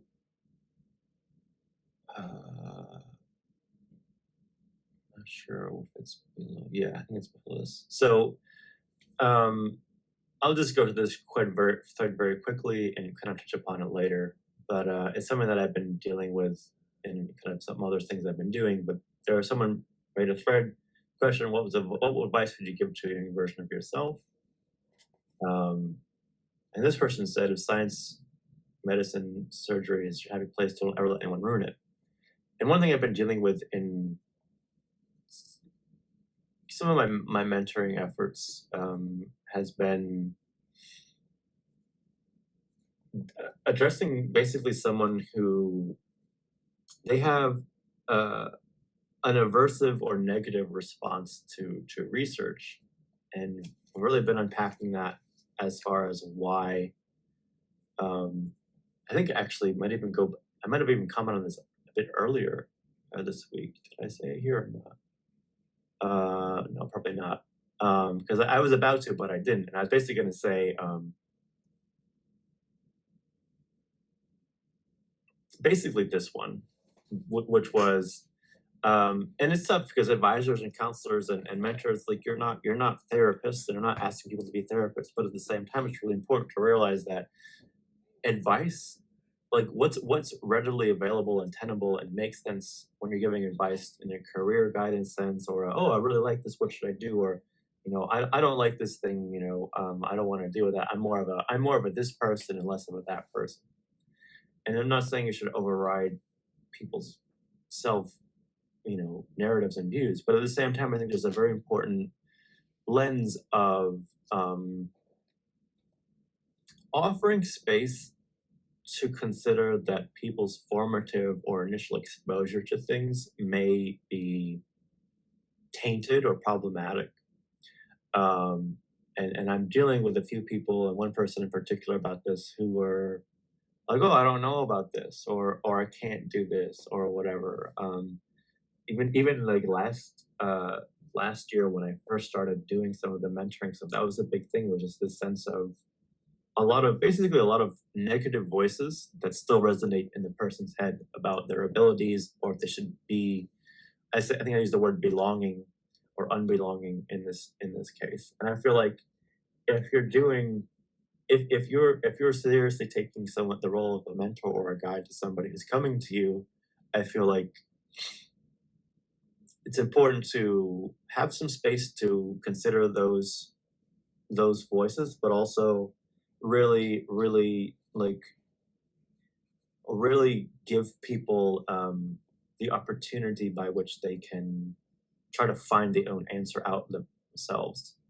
And sometimes that's holding space for disagreement or trying things they will not do well at, or like the having failure or whatever, but like being able to talk about it. Sometimes it's more about being able to talk someone through the process of why it didn't work out than what the specific outcome is. And I feel like that's a tough thing to do. And I'm not saying I'm not saying everybody has to become a therapist, but I think the more and more literate people get, the more awareness they have, and the more I think so many times people can fall through the cracks there, and whether in a positive, in like an active or in an aggressive or in a passive way, the messaging from people can be, you have to get this degree, you have to be this, success only looks like this thing, and either you're kind of beaten down away from it and that you don't have it, or you're driven heavily towards it. I think those are sort of the most two common active or passive pushes. And I think that's important to understand. And then there's also sort of this very different kind of passive approach where it's like people won't realize they can have success or can have meaningful engagement in a whole arena itself. And I think actually I fall into that category a little bit of, it wasn't until I went back to school and happened into like a chance where I had a really amazing first mentor, Dr. Yelin Kim. Like if I didn't have that experience, I wouldn't be here. because she took someone who wasn't in her department and said, you can work on my project in a limited capacity because I know you can't do this, but here's what you can do. And that experience of, oh, and then finding my way and having enough sort of a boost from that to realize, oh, I can overcome some obstacles to get to where I want to be. That's like a huge thing. So a little bit of a soapbox on that, but I'm going to just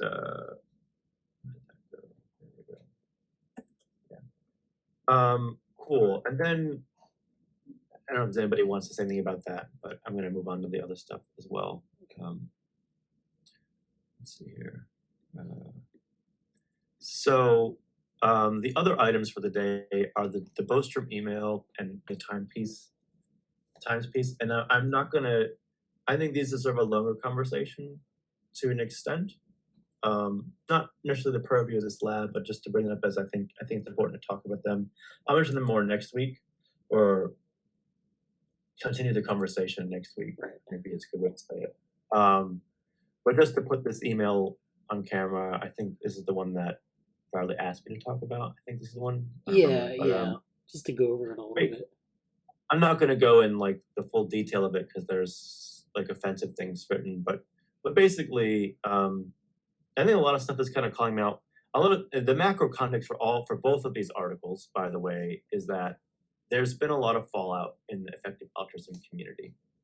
There's been some scandals. There's been some questionable handling of finances. There's been cryptocurrency weirdness. There's been a lot of discussion about questionable practices. And I say that as someone who was funded, I went to England through effective altruism. So I'm vested, or I have an association with them, and I feel like, what do you do? I think I wrote this on like another social media platform. Like, what do you do as? This is a really big header. There we go. What do you do as somebody who? I feel like it's your responsibility to kind of speak out about it to that extent. And I also wanted to say, I'm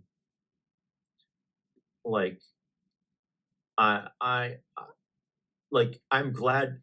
Is this email and this whole experience awkward? I'm not going to show the original message on here because you can look at that if you want to.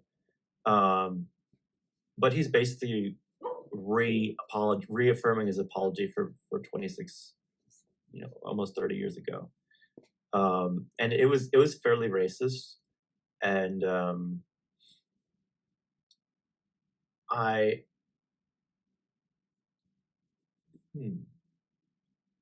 I feel like it's in terms of people that are caring and talking. I guess my point from this, and also I'll pull up the other article briefly. The point that I will say and then follow up. Sonia Joseph is someone I met at Princeton Vision, and I wouldn't say I'm great friends with Sonia, but I'm kind of a fan and of the same spirit, and I really like the work she's doing. I admire her. She's done a lot of very good things, and I respect her a lot for. She's quoted in this Times piece, which I will show here. So the takeaway from both of these things is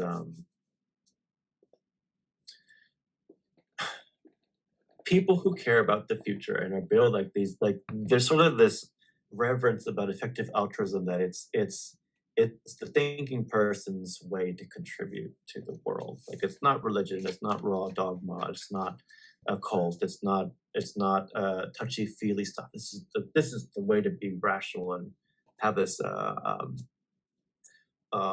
objective way of improving the world. And I feel like one of the things I've said for a long time is that we can't build the future when we're stumbling over the same mistakes of the past. Like these are very old things, and likely humanity will always be dealing with problems to some extent. But it's sort of like, for the people who are building the future, I think the challenge to them is saying you can't just look away from this stuff and kind of, there's a lot of I can't find a good quote off the top of my head, but a lot of the messaging is sort of like, well, we're doing really important stuff, so look the other way, and that's okay. And there's many different stories in here. I personally know at least, I will say three to five people, most of them were women, that have been affected by this in the community over time. And that's all I'll say about that. And I say this as somebody who,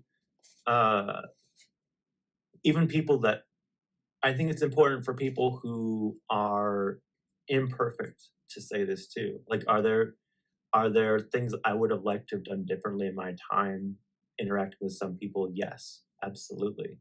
And I think it's even more important for people, as you can see here, like a lot of the people in like EA forum and EA events are very male and white and specific demographics that are sort of perhaps hegemonic in power structures, and there's sort of this movement towards objectivity, but there's a it's important for people, especially like me, I would say, to say, regardless of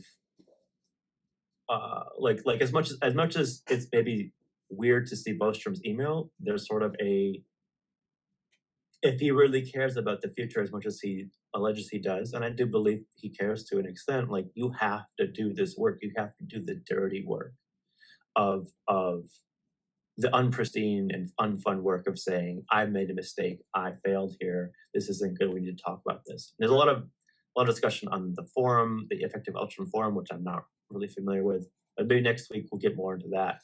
But at least wanted to say, like, it's important for to talk about this stuff and to have a space for it, and for it to be not something that kind of gets pushed under the rug, or like I think Sonia's quotes here are really good. Are we better than others because we're more rational, reasonable? Veneer of logical rigorous do-gooderism, but misogyny encoded in math. And like, there's an example about how people were trying to do calculations to determine how to resolve like really terrible things that happen in one group home or in a setting. And it's like, I've had people come and say like, yeah, like that happened in my situation too, and all this other stuff. So yeah, we're at the top of the hour, so we can move on. But I think next week I might pull a few more quotes out and just go from there and say, like, what's a takeaway from this, and maybe how do we even, I don't know if we'll pitch it in the NICWIC event, but I think it's something that's to be talked about in a respectful and something not to just push aside. So I think I'll say a little more about that next time, because we didn't really have a lot of time today, and it is very important.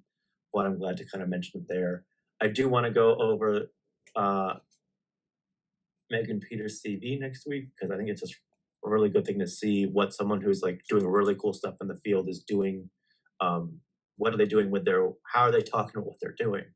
So it's like a question I have every day. So, but with that said, I will pause for any immediate comments and questions, and then turn it over to Bradley for anything else.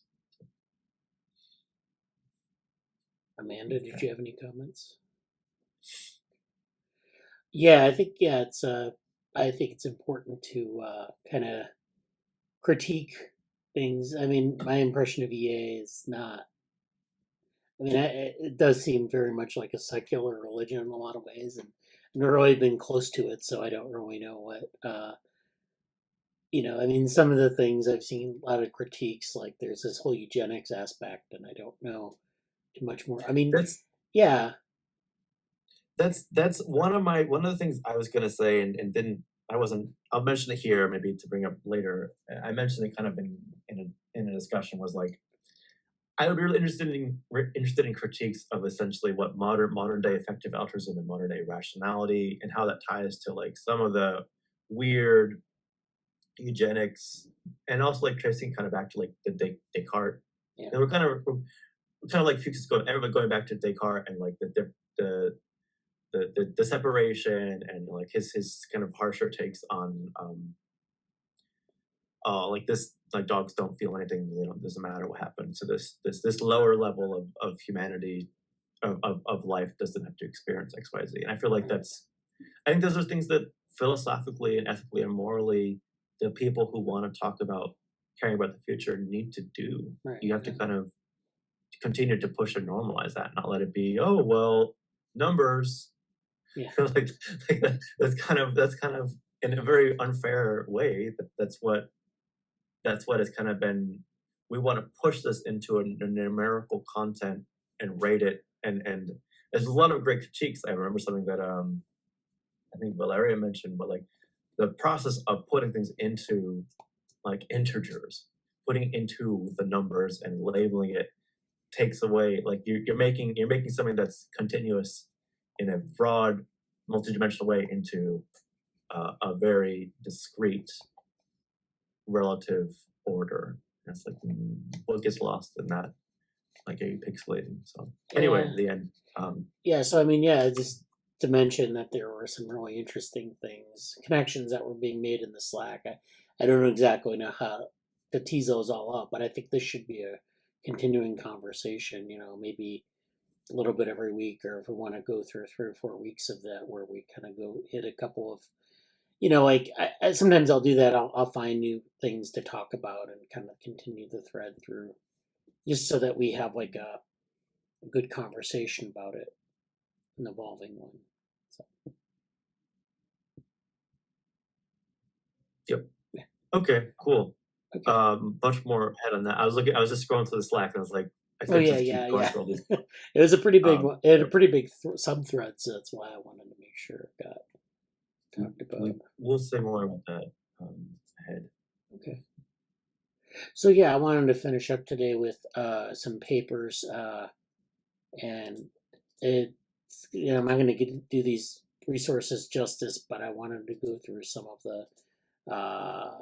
Well, there's this Gibsonian Resonance paper, so I'll go. Maybe I'll go into that. Resonance. Yeah, so this is something that came out this week. This is Ben Falandes, who is I follow him on Twitter, and Jeffrey Yoshimi, who of course did a lot of this. He's been doing a lot of cognitive science work. Really interesting. Michael Spivey is another cognitive science person. University of California at Merced, which is like the newest UC campus, is a place. I think there's a nice concentration of people in cognitive science there, which is basically a pretty small university still. But yeah, it's interesting work.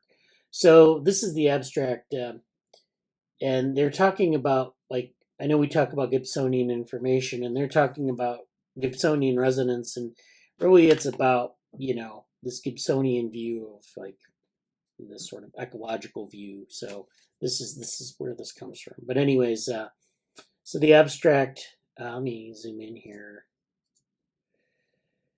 Well, the cognitivist school of thought holds that the mind is analogous to a computer, performing logical operations over internal representations. The tradition of ecological psychology contends that organisms can directly resonate to information for action and perception without the need for a representational intermediary. So this is this idea of resonance that Fuchs talks about. I don't know if I guess that's similar. I don't know if it's exactly the same, but it goes back into ecological psychology. So the concept of resonance has played an important role in ecological psychology, but it remains a metaphor. Supplying a mechanistic account of resonance requires a non-representational account of central nervous system dynamics.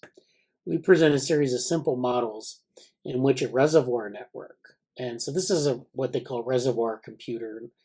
I don't know if we'll have time to really get deeply into what that is, but this is what they're going to use for this. So they're using a reservoir computer with what they call homeostatic nodes. It controls a simple agent embedded in an environment. So actually, I can do a very quick, and I won't be able to do it justice. But basically, a reservoir computer it's sort of an alternative to a neural network, because a neural network, of course, has layers, as we know, that come like this, and they're connected. So you have like the input layer, you have a hidden layer, and then you have an output layer. And it's just connected, like so. You get these connections, so you get the input layer inputs to this hidden layer, which has like a processing. It sort of sorts things out, and then there's an output layer. So the input layer is the environment, the output layer is the prediction, or the thing that comes out of the internal model, I guess you could say. And this is the hidden layer, which is then like maybe like the brain or something like that. And so and then of course in deep networks, you have multiple hidden layers that can do processing in different ways. And there's a whole literature on like how deep learning can structure data just by virtue of going through multiple layers and getting things sorted out and categorized. So the output is like some categorization. The input is from the environment. What they're saying is that you don't necessarily have to use a neural network, at least in the classical sense. You can use a reservoir computer. And a reservoir computer is an input. And there's like this reservoir, which is the network. And the network is actually this undirected network. Or I guess it could be a directed network, I'm not sure. I've seen a couple talks on reservoir networks. There's some physicists doing some work on this, lovely work on this. Also on the brain, but not on this topic. And so this is, a complex network. It could be undirected or directed, and then there's an output. So there's an input, it goes into this reservoir, and then it comes out the output. And the reservoir contains nodes that aren't necessarily connected in the layers, but they're connected in ways that associate things. So that's what we're talking about. And then, of course, this is embodied in an agent.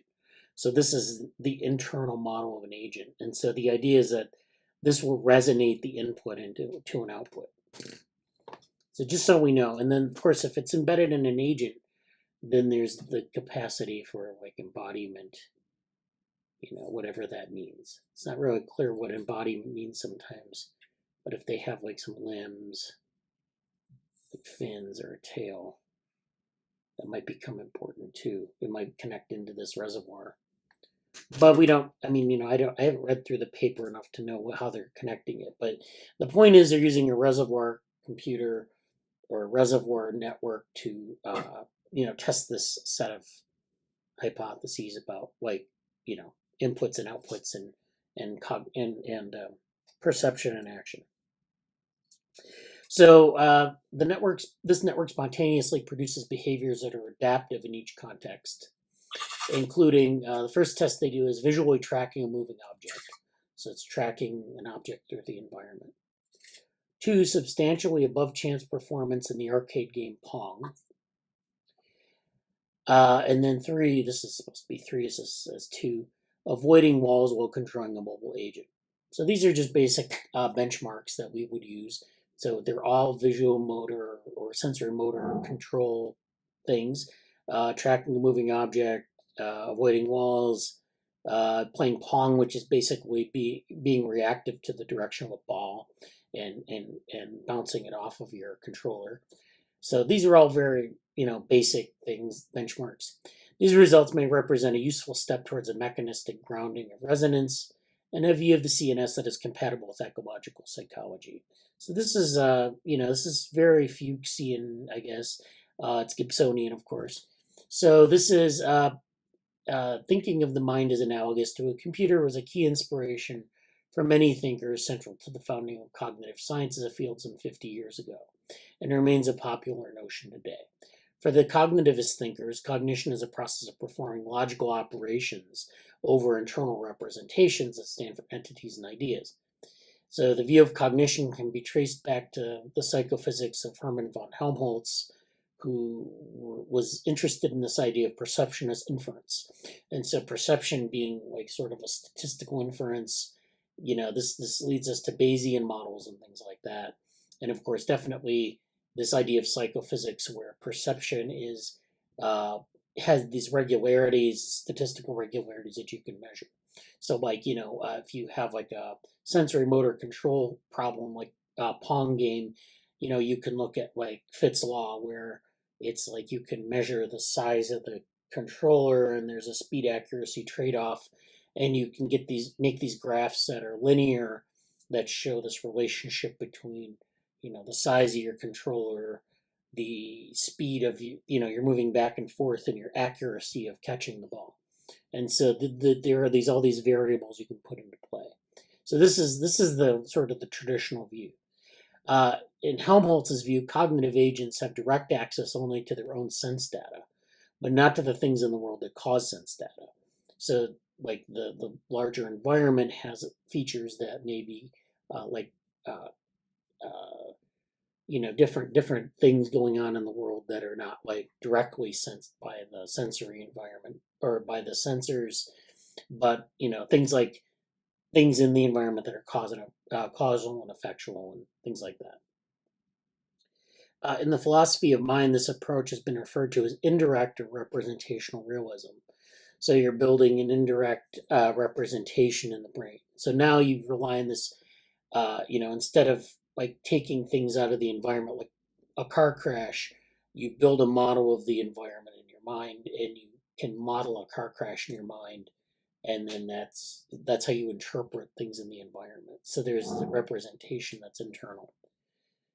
But for as long as this stance has dominated conceptions of mind and brain, it also had its detractors, who have argued that cognitivism introduces a false dualism between stimulus and response, and mistakenly paints the organism as a passive entity. So before 1942, before the advent of modern computers, a different metaphor was commonly used to express cognitivism. The brain was said to be like a musical keyboard on which external stimuli would play through sensory impulses to produce melodies, depending on the order and cadence of impulses received. This is really cool because I didn't know about this, but we think about the brain as a computer now, and I actually remember seeing a textbook years ago where they actually had like a Motorola processor as like the metaphor for the brain. They're very specific at what kind of computer it was, and then they had this metaphor, where they showed the circuit and they showed the circuitry, and then they said this is like what the brain is. This was in a psychology textbook, and so this was this is a different metaphor. So you think about like before 1942, you had a totally different metaphor. Well, what happened? Did the brain suddenly change the way it worked? Or did our understanding of the brain change that much? Or is it just that we're picking a metaphor that people can understand, and it's maybe, it's not like a computer or a musical keyboard, we're just picking a convenient metaphor. And so neither of those are actually really true. They're just maybe metaphors, decent metaphors that kind of tell us something about what's going on, but not really. So yeah, this is great. And then in this passage, Merleau-Ponty attempts to reverse this. So this is a quote that actually they take, I think, from Merleau-Ponty. Took issue with the keyboard metaphor, and he talks about how the organism cannot properly be compared to a keyboard on which the external stimuli would play, for the simple reason that the organism contributes to the construction of that form. So it's impossible to say what started first, the eye following the animal in flight or the flight itself, which I guess is, I don't know if that's a great metaphor, but like, again, it's this idea of what came first. Did the stimulus come first or the response? Did the animal start flying first, or did they think about flying or look at the sky and say, I need to fly there? I mean, that's the idea. And so in this passage, Merleau-Ponty attempts to revise the standard metaphor of his time, presenting cognition not as a passive-driven process, but instead as an active one. So this kind of goes through James and Eleanor Gibson, who did a lot of the work in ecological psychology. And this is, of course, relevant to a lot of the stuff we talk about in Fuchs. And so they kind of do a lot of review. I wanted to get down to some of the stuff that they did with the benchmarks. So with short periods of unsupervised training, we observe that the model produces adaptive behavior in a variety of contexts, including spontaneous object tracking behavior following a moving stimulus despite no explicit instruction to do so, above chance performance in the arcade game Pong, and wall avoidance behavior. So this reservoir computers are a simple illustration of Gibson's notion of resonance and offers an opportunity to consider how internal neural dynamics and movement work together in this phenomenon. They explain this as multi-scale resonance, whereby individual nodes resonate to flows of energy in their immediate environment. So there's a, let's see if they have figures in here. I know that on Twitter they were showing these images of the simulation. I don't know if it's in here. Some of these papers, I think, where they have the figures are embedded in. Okay, good. So this is basically the flow chart displaying the homeostatic updating program. So you have integrate any sensor inputs, integrate inputs from any neighbors. This is using a spiking network in the reservoir. So they have these spiking neurons in the reservoir, and then they integrate sensor inputs, they integrate inputs from neighbors who spiked in the last iteration where they leak. And so then these nodes in the network, if you recall, here they are, they're connected, they have neighbors, and they're activating in this way. And then is the result over a target level? So there's a threshold of activity. If it's over the threshold, the network spikes. There's also a subtraction of the threshold value from the current activation level. So it's adaptive. If the result is no, that's not over threshold, you increase the target. You decrease the weights with neighbors who spiked on their last iteration. And so you do this. This is just an adaptive way of getting activity out of this network. It's sort of like a neural ensemble, but at the single cell level. And from that, you can get patterns of activation in this reservoir network that result in coherent outputs. So you don't need a representation here.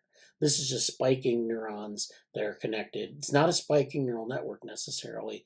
It's just a spiking reservoir network. So it's a really nice way to do this.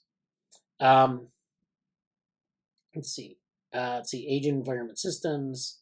They kind of go through some of this. Here's what I was looking for. So this is figure 3. A still of the model as it controls the action perception loop of a simple agent that can turn left or right. So the top panel shows the agent, large pink circle. This is the agent here, the pink circle with 2 sensor arrays, the red and the blue on the edge of the agent, of course. This is the body of the agent. And then this green is, the stimulus. So that's the stimulus. So it has to be oriented towards the stimulus. And then these are the sensor activations for red and blue. You can see red is here and blue is here. They're distinct. Reservoir node properties here, mean activations, mean errors, mean targets. So it's being activated in the targets. And then this is the actual reservoir, which is this undirected network. It's this hairball network. And you can see the spikes in red and blue here, or in yellow and blue. And so you can see the blue ones. Which ones are the ones that are active? So the current activation level for the effectors of turning left, red, and white, blue. Oh, this is sensor activations. Reservoir spikes. Anyways, it's not important. Anyways, this is the network for reservoir spikes. These are the effector activations for left turn and right turn. So you can see there's a favor. It's favored for right turn. So basically what you have is you have stochastic activity in this network, meaning that there's no distinct representation for left or for right. It's just taking these inputs, integrating them through this network, and then it's saying, should I turn left or right? And in this case, there's more activation for right than for left because the sensors are on the right side and they're being activated. So you see that there's a higher value for right turn than left turn. So then the agent will either move right or it will have a rightward shift in its movement since there's some signal for left turn. This is actually a lot like how a movement vector assembles itself in the motor cortex. There are a lot of neurons that are tuned in a certain way and they point in a certain direction. and then your arm moves according to sort of the mean of those activations. So it's a very similar process. And then this is the reservoir weights distribution, which describes the output of the network. You notice that it's centered upon a mean, and it's a normally distributed thing, but it's not a deterministic signal. So this is different than like a representation where it would tell you, like a set of rules that would tell you where to move if then rules. It's very different than that. So this is the heading. This is the stimulus and agent. So the stimulus fluctuates. The agent follows the stimulus to some extent. It's not a one-to-one mapping, but that's the heading. It does follow it to some extent. This is the spiking proportion over time. This is the autocorrelation matrix. And then, let's see, then there's this representational drift issue, which is the degree to which the network reuses spike patterns over time. Given that our network appears to maintain stable tracking behavior throughout the run, except for a few brief windows where the angles of the agent and stimulus decouple, which was that graph I showed with the black and red lines. It is reasonable to expect that we may find a stable pattern of activity associated with particular behavioral outcomes, such as turn clockwise and another turn counterclockwise subnetwork. So there may be subnetworks that emerge as stable patterns of activity. Previous work found the presence of localist representations and critical branching networks that drifted over time, similar to demonstrations of representational drift in mice. So this is something that we might expect in one of these networks. And, we don't, I guess there's some evidence for that, but, they kind of go through what this is. And when we sort nodes according to correlations at other time windows, we can see these correlations fade over time. So these subnetworks are emergent at certain points in time, and then they fade. So they're very, they have this itinerant activity. So they come into being and then go away. So that's all that I think that's all I'm going to talk about for that paper for today. I think that was an interesting paper. I think there's a lot more to be said. We can look at the paper in more detail, put it in the Slack. And so let me get to the comments. Amanda said, funny that they should say resonate to instead of with. Sounds goofy. Okay. Yeah, I know, it's kind of a weird terminology. Then Jesse says goof troop, whatever. Yeah. Amanda said, wondering how the details of this paper connect to Grossberg's art. Very good question. I don't know. And Grossberg, of course, used a neural network, but this is a different type of network, so it'd be interesting to see. And then admin idea, maybe we could pick a paper ahead of time and invite people to read it before the meeting. Yeah, I think that's good. There we go. Yeah. All right, I had sort of a throwback to. We talked about Dick Tracy last time. Yeah. I'm very happy that Bradley shared that in the Slack. That was, I think that discussion was recorded, so I look forward to putting that. I haven't put any of the reading group stuff on even in the private like YouTube yet. So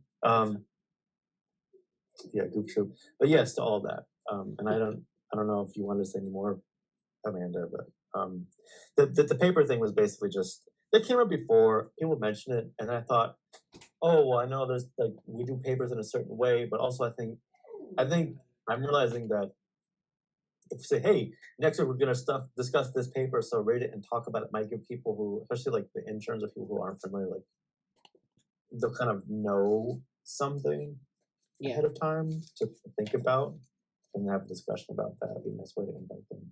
And also for us too. Yeah. Well, the resonance paper was shared, and I asked if we could talk about it, but then I didn't have the time to actually like learn the details as much as I would have needed to participate more. I opened the Wikipedia page for reservoir computing, but that's about as far as I got. But that was a good presentation nonetheless. So I mean, it's something we should talk about more, especially reservoir computing. It's kind of a tough thing to get your head around because it's like I don't know. It's just very technical, and I don't really understand it as well as I should. But it's something that is like this emerging thing. It's the next big thing, but no one really understands it yet. So, all right. Well, all right. Thank you for a meeting here, and next week we'll have more. Jesse will follow up on maybe some of the EA stuff, and let me know if you want to cover any papers or present anything. I think what I would say in conclusion is I'll mention something. I'll go over the schedule for AAAI again. Okay. Yeah. And I do want to. I don't know when or how, but forthcoming discussion about like Neuromatch. Nick Wick volunteering. We should check it with Neuromatch too. There's a bunch of deadlines that happen for like different volunteer or like their board stuff. Maybe we should check in like on Neuromatch next week and see what's up with them. Okay. But Nick Wick volunteer stuff, I'll reach out to some of the people who kind of said they wanted it. I know saying something good about saying they want to be involved with that, so thank you. But yeah, that's my outlook and lots of stuff cooking, so it's fun now. It's good stuff. All right. Have a good week. Thank you. Talk to you soon. Talk to you soon.